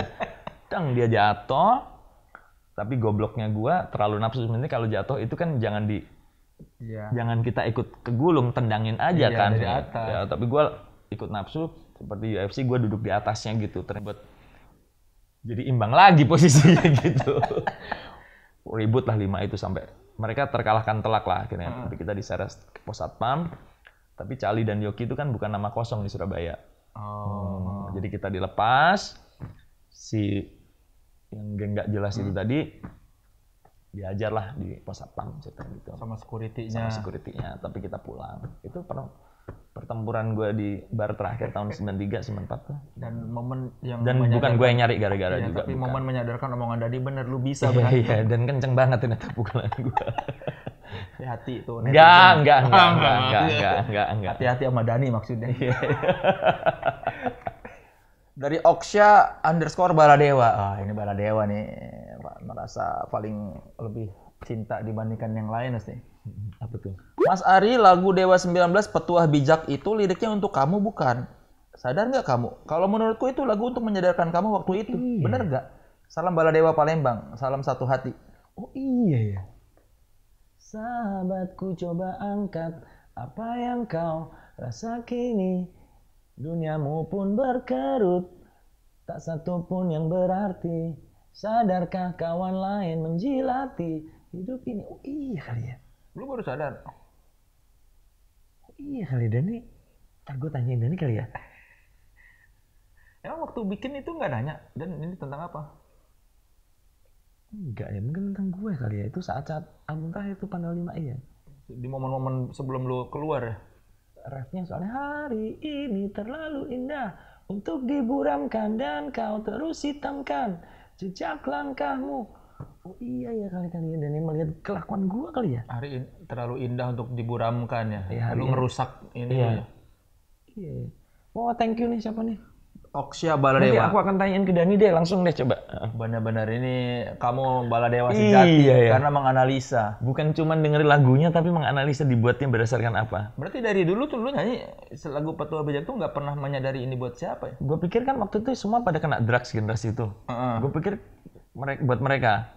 Oh, umum itu general. Tapi pasti Dani terinspirasi dari yang terdekat kayaknya ya. Menurut lu gimana? Kayaknya Ya ya. bisa jadi sih. Karena kan Andra enggak ya? Enggak lah. Ya kan kayaknya yang dekat, yang paling dekat sama Dani, dia Dewa, lu sama Andra, iya kan? Bertiga ini ya. Iya, yang paling Erwin deket. make. Iya, tapi Erwin nggak terlalu dekat. Nggak terlalu ya. dekat kan? Aksan clean. Iya sih, benar-benar. Wah, bagus. Thank you pertanyaannya. Ya nanti Ada yang bermutu loh, banyak bermutu loh. nanti Ari nanya ke Dani. Coba WhatsApp sekarang. Nggak dijawab. Telepon. Ayo, males ah. Tanya dong. Daripada lu nggak nih, biar dapat jawaban, coba telepon Dani. Coba dulu. Kalau nggak Ini diangkat. kan lagi direkam loh. Gimana? Cut dulu ya? Enggak, ini kan bisa. Coba ini di close nggak? Oh, udah mati ya. Kalau telepon. Ya ntar gue tanyain pakai lah. audio itu. Ntar gue tanyain lah. Ya, pokoknya nanti kita tunggu. Petuah Bijak. Ya, terima kasih loh, Oksya. Bahkan Ari Lasso pun baru menyadari sekarang. Semoga jawabannya benar ya. Kayaknya rasanya. Kalau ternyata dia gengsi. Ah, kegeeran Nuri. Itu tadi gue makanya males telepon. Kebayang jawaban dia. Emangnya cuma kamu doang temanku yang make. Sama kayak waktu Idol kemarin. Mas Dani gimana perasaannya ada lagi di Idol setelah sekian tahun? Ya biasa ya. Apa istimewanya?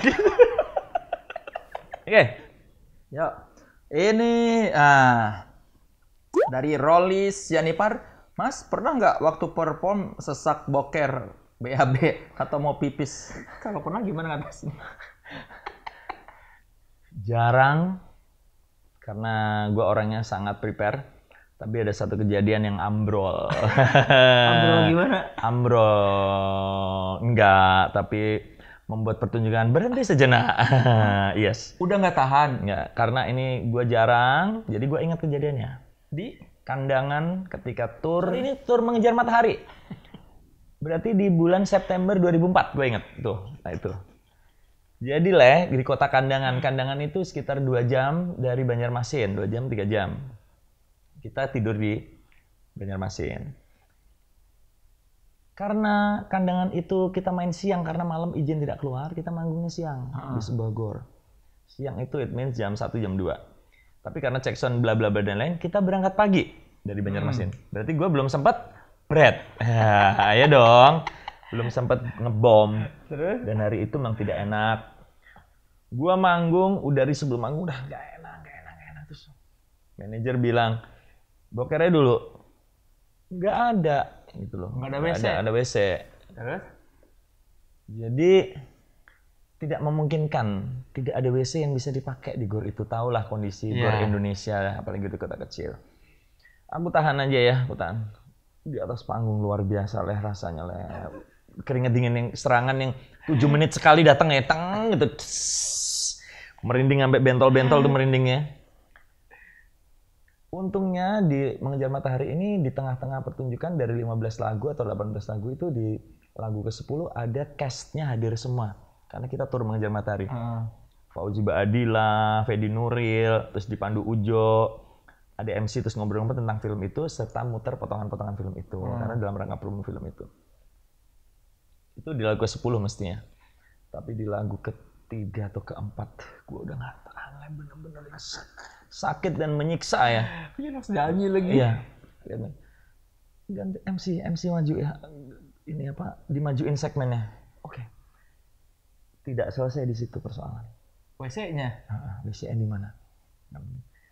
Kini kita masuk ke ruang tunggu. Ruang tunggu aja ya. Pakai apa? Kardus. Saksi mata masih ada semua Odi. Odi Project Pop. Odi gua, road manager gua, roadman gua. Yang membuat itu tidak bisa gua terwujud boker di kardus adalah pintu ruang tunggu itu tidak ada pintunya. Gorden. Ya sekat aja gitu. Sehingga dia harus berjaga di situ karena etik yang tahu kan. Jadi gua udah siap tuh lah. Kardus, gua bolongin depannya kardus 4 sisi, satu sisi gua robek supaya gua bisa jongkok gini.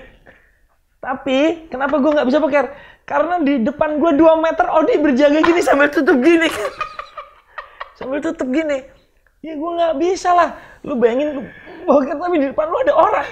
Sambil gini terus kayak sambil tutup hidung. Aduh nggak bisa. Sementara MC udah ngoceh terus. Nggak bisa. Aduh gimana? Oke coba cari ruangan lain. Nggak ada penutup yang mana treatmentnya berarti harus sama kan. Jadi ternyata emang nggak bisa. Kalau nggak di WC itu ternyata teman-teman kalau boker kalau nggak di WC ternyata itu tantangan seberat apapun perasaan kita mau berat itu ya. Nggak bisa. Ternyata sebuah ide cemerlang. Apa tuh? Di bis tour kita Le. Oh iya ada WC.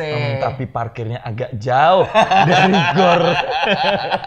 Disitulah bocor dikit-dikit. Gitu. Untung celana kulit. Jadi bisa dibasuh. Tapi celana dalamnya buang.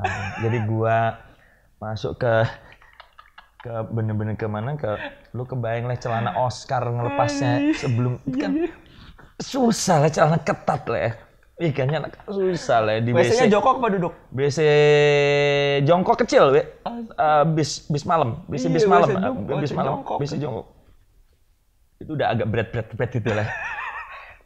Tapi sambil jalan tadi gue udah lepas sepatu semuanya. Udah gue cicil, terus sepatu gue lepas, gue lempar, gue bawain. Heboh pokoknya. Berat berhasil. Saya juga, udah bosnya. Iya sebentar. Nyuci celana dulu. Bukan celana dalam. Celana dalamnya nggak usah dipakai. Emang udah nggak bisa dipakai. Ini celana kulitnya. Pakai tisu basah. Dan tau nggak yang menyedihkan? Gue pulang terpaksa naik satu mobil Kijang khusus karena gue tuh katanya bau. Jadi gue nggak boleh naik bis. Bau tai. Iya. Gue naik bis mini berdua sama Yuyun doang sama supir. Yuyun pun di depan pakai kaos terus. Emang berarti belepetannya banyak di celana itu? Lu kok detail banget sih lah ya pokoknya. Ya kenapa bisa sampai bau? Kan berarti banyak belepetan. Berarti kan ngeresep. Berarti kalian yang nonton dia mah Kandangan. 2004 tur Mengejar Matahari. Mungkin di antara kalian ada yang ngelihat break. Itu Ari langsung berak. Dan kemudian menghirup aroma tidak sedap. Ada seberak bener. Terberak-berak ya. Itu satu rombongan tahu? Ya tahu Le, kan gua izin dong Le. Sementara yang lain tuh kayak ya pengen membantu, tapi lu ngebantu apa sih untuk orang yang mau? Bukan masa sini kan nggak mungkin. Jadi itu terakhir kalinya ya berak di celana Ari Lasso. Bagus. Bukan SD. Bukan SD loh. Orang mengalami ketika kecil ternyata Ari Lasso 2004 loh. Umur berapa itu? 31 Pak. 31. Bener-bener bukan mengejar matahari ya, mengejar ini ya, mengejar WC. Mengejar WC. Matahari. Lu kan paling sering kan Iya kan? Ngebahas tentang orang boker, betapa di luar negeri itu artis-artis Hollywood itu nggak pernah cebok gitu kan. Ini kejadian lo, gue beratin ada air kan? Ada dong, makanya gue bisa cuci. Ada dong. Kirain udah gitu tisu doang. Perjuangan terberatnya adalah ketika sudah di depan WC, psikologis kita makin tahu bahwa kita bisa berat, tapi ngelepas celana kulit itu. Dan itu terakhir kali lu pakai celana kulit? Hah? Dipakai lagi sih habis itu dicuci di laundry. Bukan kulit, Oscar. Belum bisa beli yang kulit beneran. Oscar tuh jok lah sebenarnya. Bukan kulit ya, jok lah. Apa? Kulit jeruk. Bukan palsu itu apa namanya? Ini imitasi ya, kulit imitasi. Ya. Yang biasa dipakai untuk jok-jok. Iya, bahan jok lah Oscar.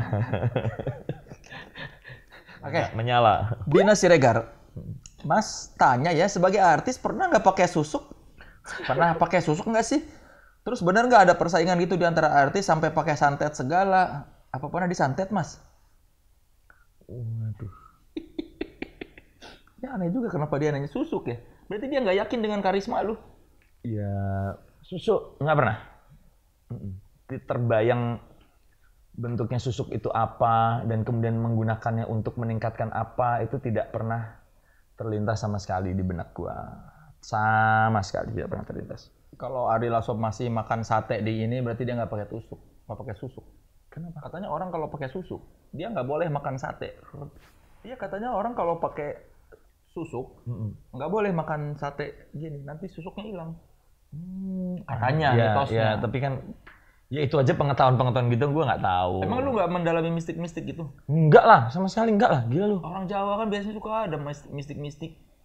Mistik dalam arti apa? Iya kayak santet atau minimal. Ya enggak dong, sama sekali enggak. Tapi kalau mempercayai bahwa ada sebuah hal di luar kita yang exist, ya gue percaya karena beberapa kali gue mengalaminya. Apa kayak gimana? Oh yang kayak di YouTube-nya Radit. Gue mengalami terus yang itu tadi ditanyakan itu. Mungkin dia nanya gara-gara lu muncul di videonya Radit cerita paranormal setan-setan gitu sih ya. Mungkin lebih kepada karena gosip-gosip tentang susuk ya, dia mungkin baca ya. Tapi kenapa dia nanya ke lu ya? Mungkin karena gue awet muda. Yang ini malah gue mungkin pernah ngalamin lah yang bawah tuh. Yang mana? Ulang pertanyaan yang bawah. Sampai apa? Bener nggak ada persaingan gitu di antara artis sampai pakai santet segala? Apa pernah disantet? Mungkin pernah. Mungkin gimana? Iya. Kapan? Belum lama. Baru-baru ini? 6 years ago. Dan semuanya masih melekat gitu di ingatan gue. Kayak gimana? Banyak nggak ya diceritain? Ceritain aja. Oke, sebelum gue cerita, anggaplah ini bukan sebuah santet ya. Ya, oke ya, anggaplah bukan sebuah santet. Nanti silakan mengambil kesimpulan sendiri. Gue tidak pernah merasa punya musuh. Gue tidak pernah merasa diserang. Tapi ini yang terjadi di gue seperti ini. Nanti silakan teman-teman simpulkan sendiri. Oke? Ya. Hal ini gue ceritain itu semua bilang, ya itu santet. Even my wife pun bilang gitu, istri gue bilang gitu. Jadi 2004, gue sangat ingat semua kejadian detail sampai selesainya. Bahkan gue nanti bisa tunjukin mungkin salah satu foto momennya ada gitu. Jadi dari siang itu gue nonton bioskop di Bintaro Exchange yang mana AC-nya cukup dingin. Itu badan gue udah panas terus. Gerah lu ngerasa gerah? Gerah. Jadi gue tuh sampai copot cardigan ya. Kaos gue tuh kaos tipis kayak gila panas banget. Enggak, Pak. Dingin banget tau Pak anak-anak gue itu. Kita nonton sekeluarga gitu, nonton bioskop. Gue merasa kepanasan. Jadi gue naik ke kamar saat itu kira-kira 1:30. Gue merebahkan diri dan gue diserang erep-erep berturut-turut sebanyak 3 kali dari sekitar jam 1 itu sampai jam 3-an. Erep-erep itu yang muncul, tahu erep-erep ya? Ketindihan kayak ya ada kayak yang menindih kita dan kemudian kita kayak merasa bergerak nggak bisa nafas. Itu muncul 3 kali berturut-turut dengan jeda waktu. Itu semuanya almarhum ibu yang datang tuh, yang membangunkan gue. Oh, bangunin, nolong. Gue lupa, tapi pokoknya jangan tidur. Gitu. Karena diserang itu. Belum tahu dong, belum tahu. Iya, tapi maksudnya kayak lu nggak bisa terus dibangunin. Bangun. Yang pertama gue bangun, seperti biasa gue langsung balik bantal. Gue coba tidur lagi, rep-rep lagi. Akhirnya gue berdoa, gue bangunin istriku, nih, tolong dong jangan tidur. Gue tidur bertiga, gue, anak gue, istri gue, anakku yang paling kecil, waktu itu masih kecil. Jangan tidur dong, aku lagi kambuh nih, rep-rep, yang mana emang gue sering rep-rep itu, tindian. Jangan tidur dong, jagain aku dong. Andra tuh juga pernah tuh waktu tidur di kamar gue sering suruh jagain. Gue lagi rep-rep nih. Malah Andra diginiin, diliatin gitu katanya. Gue kayak gitu. Nggak dibangunin gue. Dibiarin dulu kayak 2 menit baru dibangun, kampret banget ya. Padahal gue udah mau mati. Sering? Sering. Nggak sering tapi gue ngalamin cukup punya masalah dengan tidur. Jangan tidur dong. Tungguin gue. Gue nih rep-rep. Kalau udah 2 kali gini bisa terus nih. Gue bilang gitu, bisa terus sampai 5 kali bisa nih. Iya. Gitu. Cuci muka, balik bantal, pek. Seperti biasa, logis kita darah ya. Kita tepok-tepok saluran darah kita. Giniin, kepala kita giniin biar darah lancar. Kan itu logika kita ada yang tersumbat ya. Tidur lagi. Yang ketiga ini parah. Sampai benar-benar lama gue nggak bisa dan gue merasa, tolong ini, bini gue tadi katanya mau berjaga di dalam itu ngelawan, katanya lu bangun, kok gue nggak dibangun kan, gitu kan nggak bisa.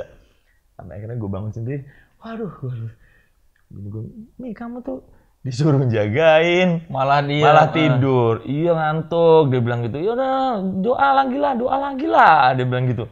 Cuci muka lagi, gerak-gerak badan lagi. Mungkin udah sampai 3:30 tuh gue baru berani tidur lagi. Pas gue rebahkan gini, iya Mia ya, udahlah. Gue gini, boleh, enggak, jangan dipraktekin sama lu ya, aneh. Udah tidur ya, tidur. Nggak ada apa-apa. Tangan kita begini nih. Ini ntar jadi close ya. Udah, nggak apa-apa. Tangan bini gue yang kiri begini, gue ngadep bini gue di sini, tangan gue kanan masuk gini. Udah tidur dulu, cuman rep kata dia. Nggak apa-apa. Ada ledakan kencang banget di atas atap gitu. Tunggu dulu. Ledakannya itu seperti mirip petasan kecil sekali di tengah kesunyian, atau buku tebal, majalah tebal yang lu banting ke lantai. Kebayang suaranya ya? Iya. Teplak gitu, blak. Gitu. Ini hari lagi kan? Ini hari. Gue langsung kaget gini. Denger Mi? Iya denger. Bini gue kan cuek ya, super cuek kan. Gue tes. Gue tahu ledakannya itu di atas kepala gue persis. Gue tes bini gue. Di sini. Yes. Gue gini ya di sinilah gitu ya. Gue tes bini gue. Di atap ya? Bukan Pak. Gitu. Kucing jatuh ya di plafon ya? Plafon ya? Bukan. Di mana Mi? Di atas kepalamu. Itu namanya merinding nih kalau dari bulu jempol nih sampai bulu kaki ini aja gue merinding nih.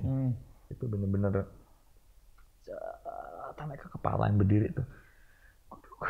Apa itu Mi? Gue bilang gitu. Listrik kali ya? Gue bilang gitu. Listrik meledak ya? Bini gue dengan santainya.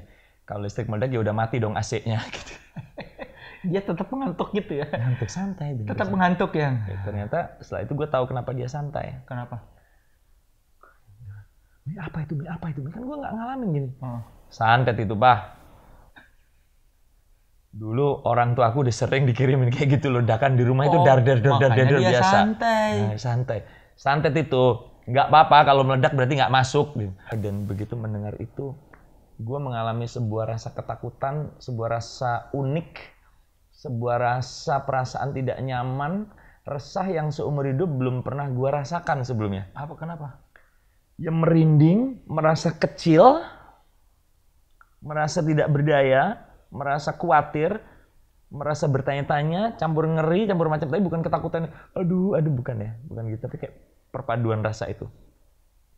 Tetap gue ngelawan, enggak lah, nggak mungkin. Mungkin di belakang kita ada yang meledak kali, PCB, MCB, listrik. MCB kan di kamar mandi, jauh MCB-nya di kamar mandi anak-anak. Dia malah makin mudah itu. Gue keluar, gue baca doa keluar, MCB kagak ada yang ngejepret.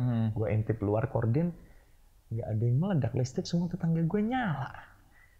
Itu lesang. Udah tidur. Enggak Mi, aku nggak bisa tidur. Kalau Pet masih hidup, Itu ada di pet. Gue tulis sekitar jam 4 pagi, gue tulis. Gue baru mengalami kejadian ini saat ini. Aneh banget. Kita pet kan bebas karena itu teman kita kan, share ke teman-teman bukan yang pamer ya. Gue download doa Bapa Kami dalam bahasa aslinya. Bukan bahasa Inggris, bukan bahasa Indonesia, dalam bahasa aslinya. Ibrani atau bahasa Aramik mungkin, gue lupa. Gue baca lah sambil duduk, gue tidak tidur sampai matahari terbit. Itu gue dicekam perasaan yang aneh banget. Gue baca terus, bla bla bla bla bla Bapa Kami terus 1,5 jam lah. Matahari terbit, seakan-akan tidak terjadi apa-apa.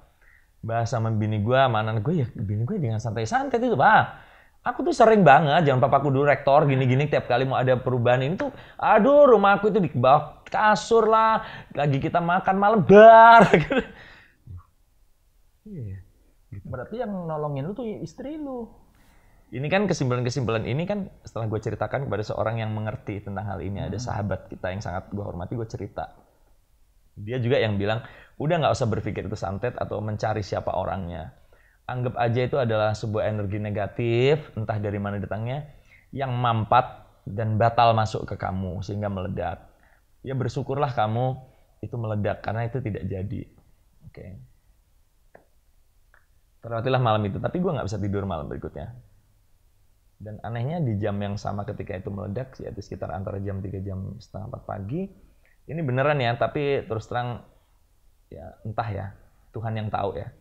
Di jam yang sama anak gue yang di tengah ini bukan terbangun lagi, tiba-tiba muntah dengan muntah yang nyembur lah. Yang buas tiba-tiba. Bener-bener nggak bisa berhenti, buas. Jam setengah 4 pagi keesokan dari ini 24 jam persis. Karena anak gue tidur waktu kejadian meledak itu dan tidak gue bangunin. Sampai tidak berhenti, setengah 6 pagi dibawa ke rumah sakit, tidak ada apa-apa, dikasih obat mah, pulang. Nyampe di rumah jam 9 pagi, muntah-muntah lagi. Diminum obat lagi, bisa setengah 1 siang, muntah-muntah lagi. Akhirnya kita ke bawah rumah sakit karena udah bener-bener lemes, anak gue kehabisan cairan, diopname. Selama 3 hari. Dengan kesimpulan analisa, kesimpulan apa dokter tuh apa? Kesimpulan dokter. Diagnosa unknown disease. Karena mereka juga nggak ngerti ya.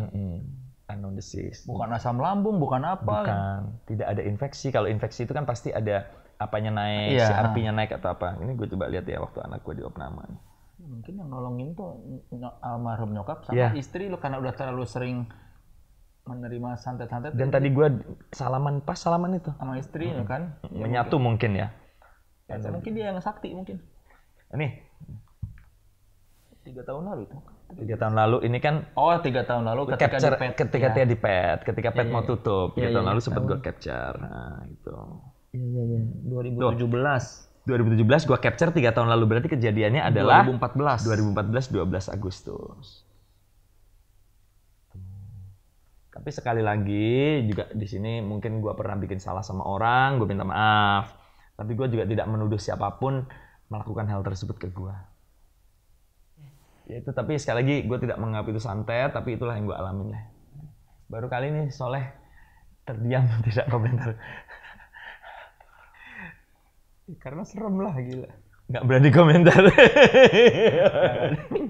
Ngeri. Ini Zagi_Siregar nih, ini industri musik nih pertanyaannya. Apa alasan utama seorang Ari Lasso putus kontrak dengan Aquarius Musikindo? Bukannya terlalu banyak jasa-jasa dari Aquarius sendiri terhadap Anda? Baca ada bawahnya tuh apa yang komen? Iya Zag, iya di luar nalar kan Ki. Siapa yang ngomong gitu? Zagi_Siregar. Atasnya apa lagi? Atasnya nggak ada. Oh iya Zag ya, Sakia Uceh apa? Iya, Saukia Aceh. Iya Zag, iya. Zagi_Siregar. Oke. Di luar nalar ya.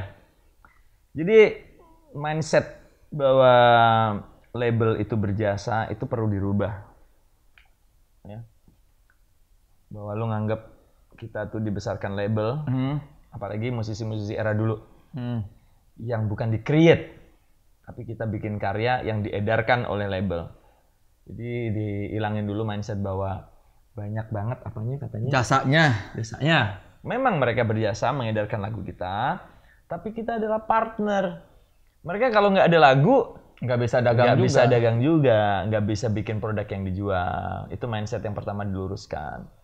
Jadi putus kontrak dengan Aquarius bukan masalah gua tidak apa tadi katanya? Dia nggak tahu makanya. Di luar nalar. Nah, bukan di luar nalar. Tapi memang kontrak gue udah selesai. Dan dalam memutuskan sebuah pekerjaan kontrak dengan perusahaan rekaman, itu juga semuanya mengambil asas keuntungan masing-masing. Label juga punya dapat miliaran dari jualan. Iya. Kita punya lagu, kita juga mendapat bagian dari punya kita. Jadi bukan jasa, tapi adalah partner kerja yang saling mendukung. Jadi tidak ada satu pihak yang lebih berjasa daripada tidak pihak lain. Tidak ada kecuali mungkin zaman sekarang yang mungkin orang tidak punya karya di create yuk. Lu ini menarik tapi sebenarnya suara lu biasa-biasa aja, yuk kita create bombastisnya dulu biar jadi yang penting viral dulu dah. Nah, itu mungkin yang punya ide itu berjasa. Tapi Kalau kita ini tuh kan datang ke label udah punya lagu. Karena Dewa udah jadi kan. Udah punya lagu. Tadi bukannya tidak di luar nalar ya. Semuanya logis. Nah ini Ermar M423 nih nanya soal konser tunggal kemarin tuh. Mas Ari, kelanjutan refund tiket yang cancel konser di Gancit kapan hari itu bagaimana ya? Pihak Optimus One Official nggak ada yang bisa dihubungi dan ada informasi kelanjutannya gimana? Oke. Ini menjawab ratusan orang yang sedang gelisah juga ya. Pada berantem juga. Teman-teman terus terang. Ya, di Kokas bukan Gancit. Di Kokas ya. Oke teman-teman sekalian jelasin nih lah. Begitu banyak orang gelisah, mungkin begitu banyak juga orang marah, dan efeknya salah satunya ke gue yang mana itu bukan bagian dari gue sama sekali karena gue ini juga adalah korban. Gue juga belum dibayar, banyak kewajiban dari mereka yang belum ditunaikan, kewajiban minimal mereka ke Ari Lasso manajemen. Teman-teman terus terang kalau sampai sekarang tidak bisa dihubungi, betul. Manajer saya juga sangat kesulitan menghubungin ini orang. Namanya siapa? Sebutin aja kita sebutin. Optimus bantu. Rahmat. Hei Mas Rahmat. Ingat janjimu, ingat tanggung jawabmu. Banyak orang yang dikecewakan oleh janjimu, ya. Dan banyak orang sudah mulai menanyakan ke saya dengan pengertian yang berbeda. Dipikir saya adalah bagian dari Anda, sehingga saya diam saja, ya. Kita masih menunggu itikat baik dari Anda. Tapi untuk teman-teman, kalau tidak salah udah ada grup yang mau menuntut secara formal, bikin apa itu tuntutan bersama ya. Itu ada, mungkin silahkan dicari dulu. Gue belum bisa bantu. Itu teman-teman yang menjadi korban pertikaitan itu lagi bikin bareng untuk bikin laporan bersama. Saya merestuinya.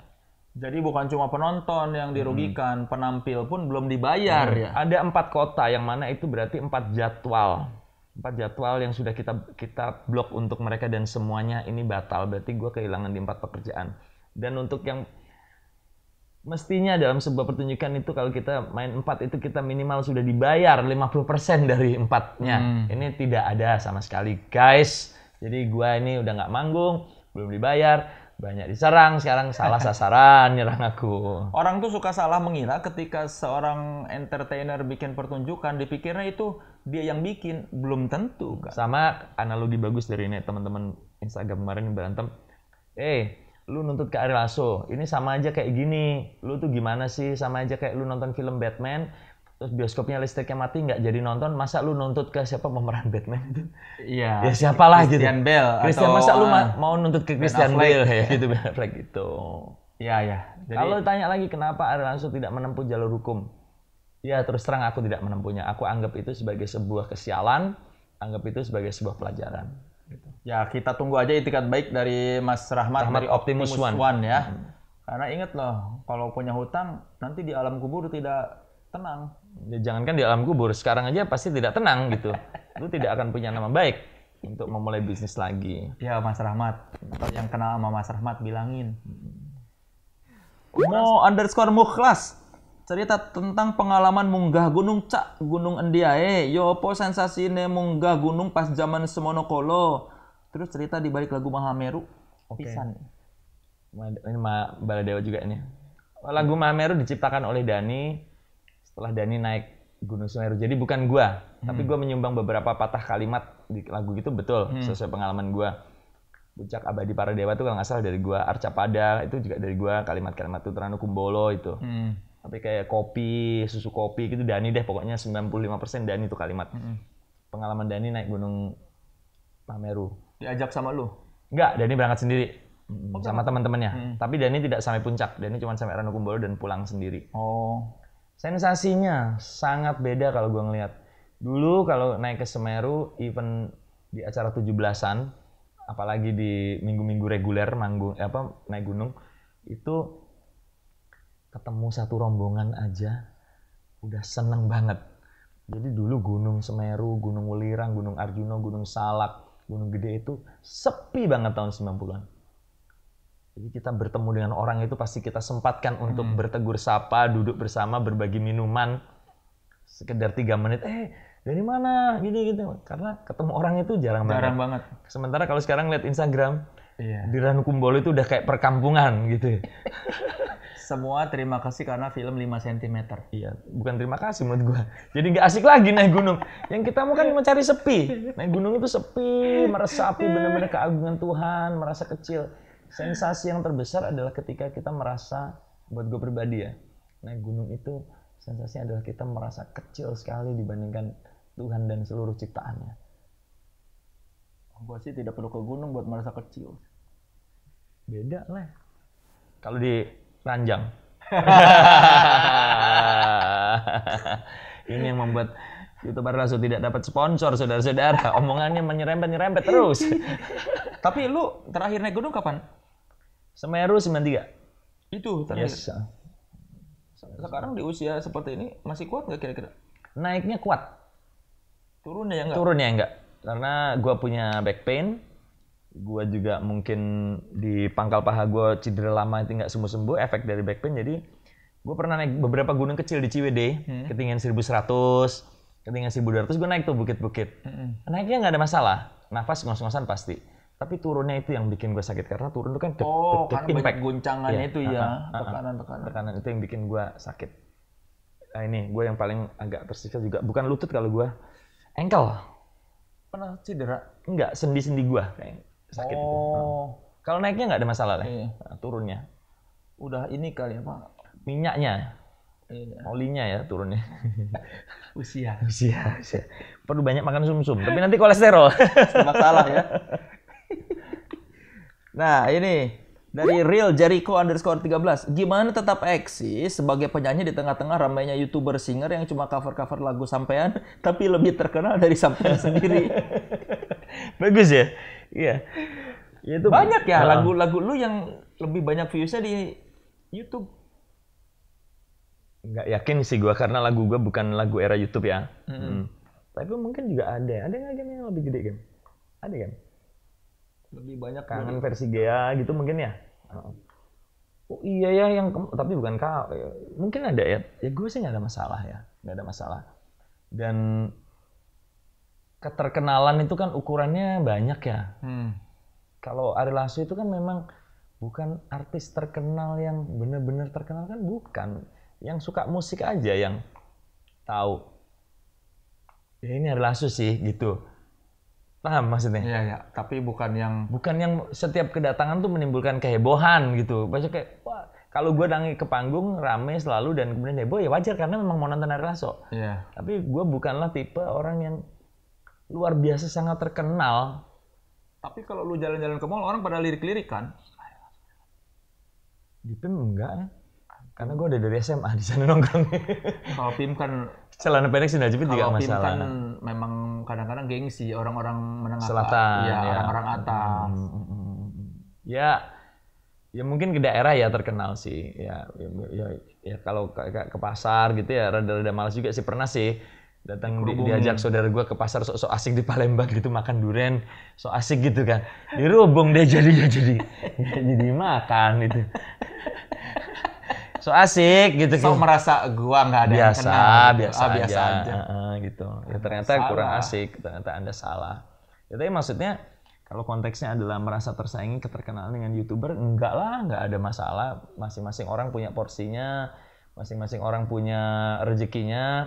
Terus kalau lagu gua di cover lebih meledak nggak ada masalah. Kalau sistemnya berjalan benar kan toh itu kembali lagi ke gua nanti lewat sistem apa tuh namanya copyright. Iya. Nggak ada masalah gue sama sekali. Tetap eksis ya dengan cara berkarya ya. Iya, berkarya, dan gue lebih sampai ke pemahaman eksis itu bukan karena berkarya lah. Bukan apa? Karena orang masih mau dengerin. ada kok orang yang terus berkarya tapi juga tetap tidak ada yang menikmati. Iya. Jadi ini semua adalah blessing karena orang masih mau dengerin gua. Usia paling muda penonton lu sekarang nyampe ke level mana? Pensi SMP lah sekarang. Pensi SMP? Iya, pensi lu SMP. udah masuk ke pensi SMP? SMP, SMA lah. Yang mana itu 3 tahun terakhir ini kayaknya Idol Effect sih. Oh, Idol Effect dan Sosmed Effect ya. Nah, mungkin ternyata Ariel Lasso tidak segaring usianya. Ya kalau gue mainin gini ya, lu anak SMA umur 17 tahun ngundang om-om umur 47 tahun, lu ngapain gitu loh? Iya dong. Tapi ternyata puji Tuhan akhir-akhir ini tuh 3-4 tahun itu kayak Idol Effect kayaknya. Jadi kayak ternyata Ariel Lasso tuh ya ada lucunya gitu loh gitu. Ngerti gak? Kayaknya nih om-om ini seru ya gitu. Iya gitu. Kayak om ini seru ya gitu. Jadi kayaknya suaranya bagus tapi seru kayaknya. Kalau dulu suara bagus kan udah dari dulu.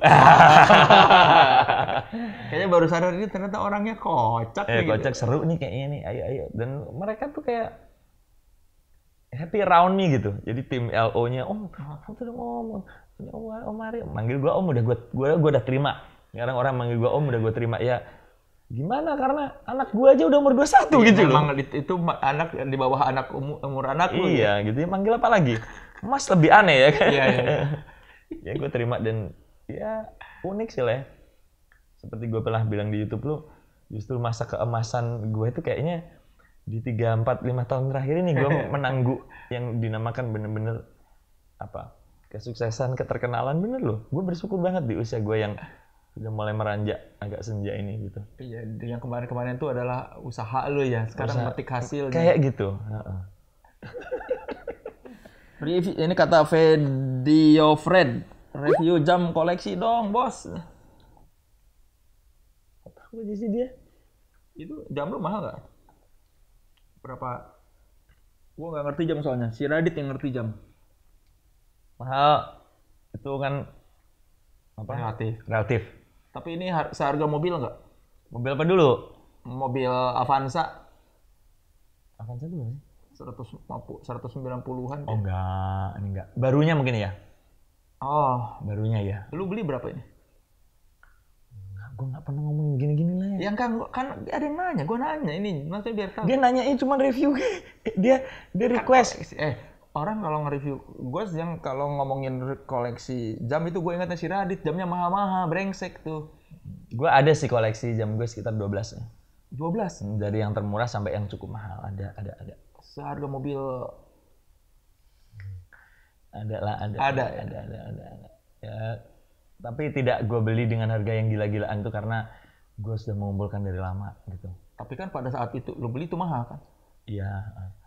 Kalau ini baru lah seminggu yang lalu lah. Apa itu mereknya? Ini mereknya gue jadi nggak biasa lo ngomongin harta-harta ya kan, gini. Apa-apa kan yang penting lu jujur. Bukan itu maksudnya gue bukan tipe orang yang kan bukan lu yang mamer, gue yang nanya. Ya tapi direkam. Ya nggak apa-apa dong, kan orang pengen tahu. Soalnya ada yang nanya, siapa tahu di antara ini ada bos-bos yang suaminya Maya mungkin mau ngasih lu tiba-tiba. Susah, antrinya lama. Ini itu apa? Itu jam apa? Ini mereknya Linde Weatherlin. Ya, gua juga nggak ngerti. Jadi yang ngerti mungkin silakan. Linde Weatherlin. Ini adalah 2 kreator jam dari Swiss yang berkolaborasi, siapa Linde dan siapa Weatherlin. Ini tidak terkenal, bukan termasuk kategori jam yang brand sangat besar karena dia bikinnya tidak pernah banyak.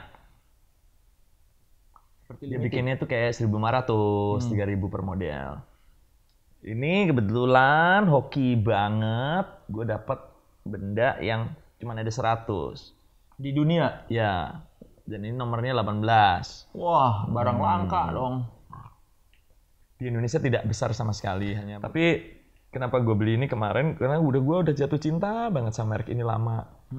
Tapi nyarinya itu susah. Tokonya di Singapura pun kayaknya nggak ada. Dia hanya tercampur di toko-toko. Maksudnya nggak ada store yang bener-bener.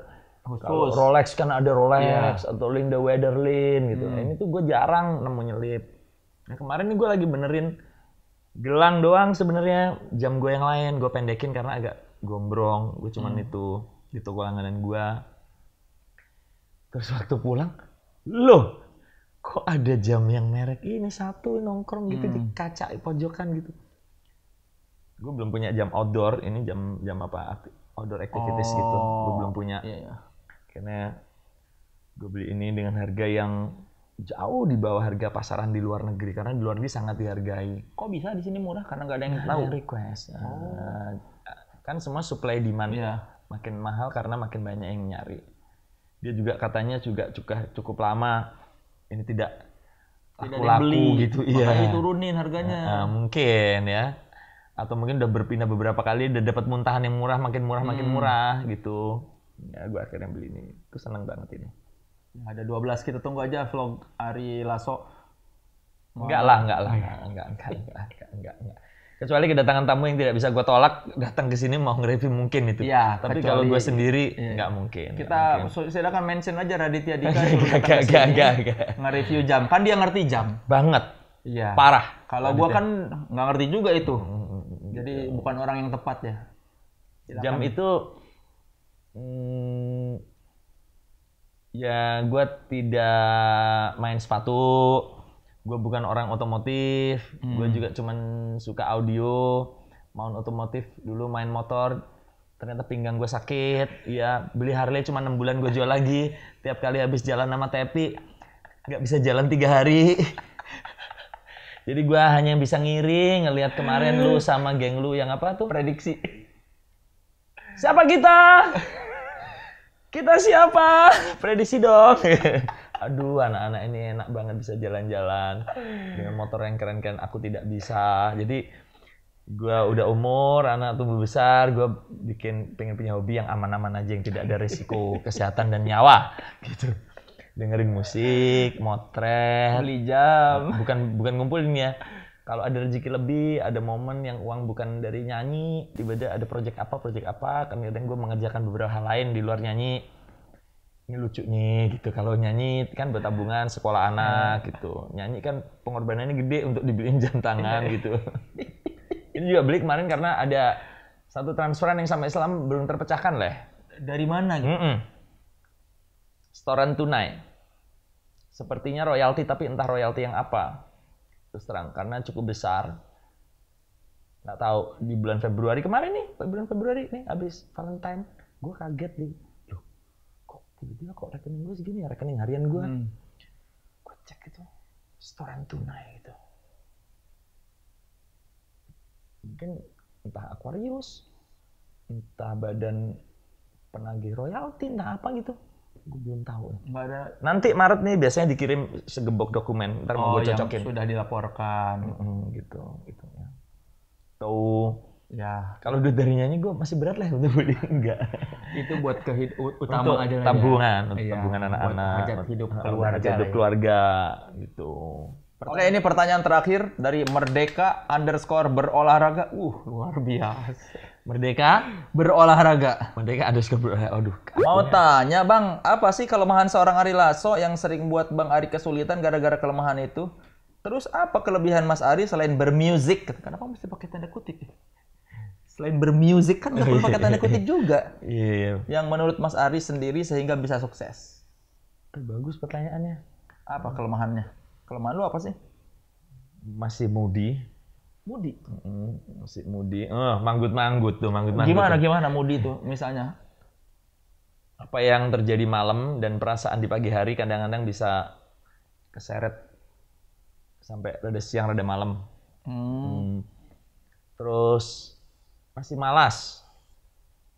Malas gimana? Bukan kalau manggung udah kewajiban, udah bener-bener malas melakukan eksplorasi yang mestinya bisa gue lakukan. Tapi kayaknya gue ntar aja deh, gini udah hidup, udah penuh syukur, udah ada enak gitu loh. Salah satu kemalasan gue dan akhirnya rada terjawab dan tertantang, tantangan itu gue lakukan ya salah satunya bikin konten untuk YouTube gini, berbagi gini. Ini yang udah cukup gue taklukkan, udah cukup rajin. Ya, kemalasan tuh contohnya gini. Mestinya di sela manggung malam jam 2 manggung jam 8 malam, siap-siap jam 5 sore. Itu bisalah dari jam 10 pagi sampai jam 12 gue olahraga. Itu sebagai seorang profesional yang punya tuntutan fisik prima, gue kadang-kadang tidak melakukannya. Moody contohnya, apa yang gue rasakan tentang peristiwa lain, kadang-kadang masih terbawa sampai sore hari ketika bangun pagi, di mana gue udah meeting sama orang, sampai akhirnya meeting itu tidak terlalu berjalan bagus dealingnya karena gue moody masih nggak usah malas kayak gituan gitu. Tapi gue pahami itu mungkin ya karena gue seniman, karena seniman itu kan ya mengandalkan perasaan juga. Terus kelebihannya apa selain bermusik katanya? Bakat lah ya yang diberi Tuhan, bakat apa pemberian Tuhan berupa suara lah mungkin. Sama gue orangnya memang komit sekali gue terhadap segala sesuatu. Ya. Tidak ada Ari Lasso terlambat. Setelah gue sembuh drugs ya, Ari Lasso tidak pernah sekalipun terlambat naik pesawat. Tidak pernah sekalipun terlambat manggung sampai panitia gelisah nyari. Tidak ada. Gue pernah sekali naik pesawat itu bersama Dewa karena ada kecelakaan di tol, truk terguling dan kita benar-benar stuck. Itu kan satu rombongan, iya, satu rombongan semua akhirnya terlambat. Selebihnya komitmen itu yang bikin lu bertahan. Komit dan satu lagi mungkin kelebihan gue yang gue senang gue miliki. Gue suka belajar dari siapapun. Tidak perlu orang itu lebih hebat dari gue, tidak perlu orang itu lebih terkenal dari gue, tidak perlu orang itu juga artis, tidak perlu orang itu siapapun. Gue senang belajar itu dari hal apapun. Kayak dari lu, gue penggemar vlog lu dan gue selalu gimana sih caranya bisa ngobrol sama orang bisa asik gini. Terus gue bilang udah lari, lu nyanyi aja. Tapi kan gue punya lah ya pertanyaan-pertanyaan terhadap orang-orang yang gue juga suka, yang gue kagumi, yang pengen gue gali. Beda eksekusinya malu. Sempet ya gue punya ide. Lah kapan-kapan lu jadi bintang tamu dong tempat gue, kita ngawacarin siapa gitu ya ngobrol. Boleh dong. Kalau kalian suka, nanti kita ngobrol lagi berdua. Kita cari korban ya. Iya, kita kasih topik, kalau nggak topik apa. Mau ngobrolin apa bersama Ari Lasso gitu. Topik apa? Benar. Ngobrolin kita ini aja, undang orang. Ya, menurut gua tuh harusnya Ahmad Dhani itu di wawancara pertama sama Once yuk. Ya, ada beberapa hal yang belum terungkap sama sekali ke publik. Lu sama Once? Tentang Once belum terungkap. Ini mumpung Once kan lagi tour nih sama Dewa. Akhirnya kan dia reuni kan. Harusnya menurut gua tapi lu dulu sama Dhani berdua. Iya. Kalau teman-teman setuju tulis komen. Bukan setuju, banyak banget ya kemarin ya. Iya dong. Mas Dhani dong, ada nggak sih Mas Dhani? Iya. Gitu. Berdua maksud gua. Jangan melibatkan orang lain dulu. Lu aja berdua dulu. Oke. Bicara dari hati ke hati. Kan belum pernah ada yang nanya serius dari perasaan dia gimana. Dia di dalam penjara. Sebelum diwawancara orang lain harusnya menurut gua diwawancara sama yang paling deketnya. Mestinya ya. Iyalah, dia kan yang ngajak lu, yang percaya sama lu buat berantem, berarti dia punya kepercayaan lebih loh. Iya dong, di antara semua teman-teman dia. Dan juga mempercayakan beberapa rahasia. Leh, thank you ya Leh. Sama-sama lah. Ya, thank you. Terima kasih juga untuk semua teman-teman yang sudah bertanya, 1.500 lebih pertanyaan, tapi yang terpilih tidak banyak. Teman-teman sebangsa dan setanah air ya. Ada sekitar nih hampir 2 jam dan akan gue tayangkan penuh. Jangan nunggu part 2-nya ya. Nggak ada part 2. Selesai di sini. Thank you banget. Soleh Solihun. Interview. Teman-teman sebangsa dan setanah air, demikian Ari Lasso episode kali ini bersama saya bintang tamunya, bukan ya? Iya, bersama saya co-hostnya Soleh Solihun. Semoga bermanfaat acara kali ini. Ingat ya. Sampai jumpa. Jangan lupa subscribe Soleh Solihun juga. Ya, karena buat gue pribadi dia pewawancara terbaik.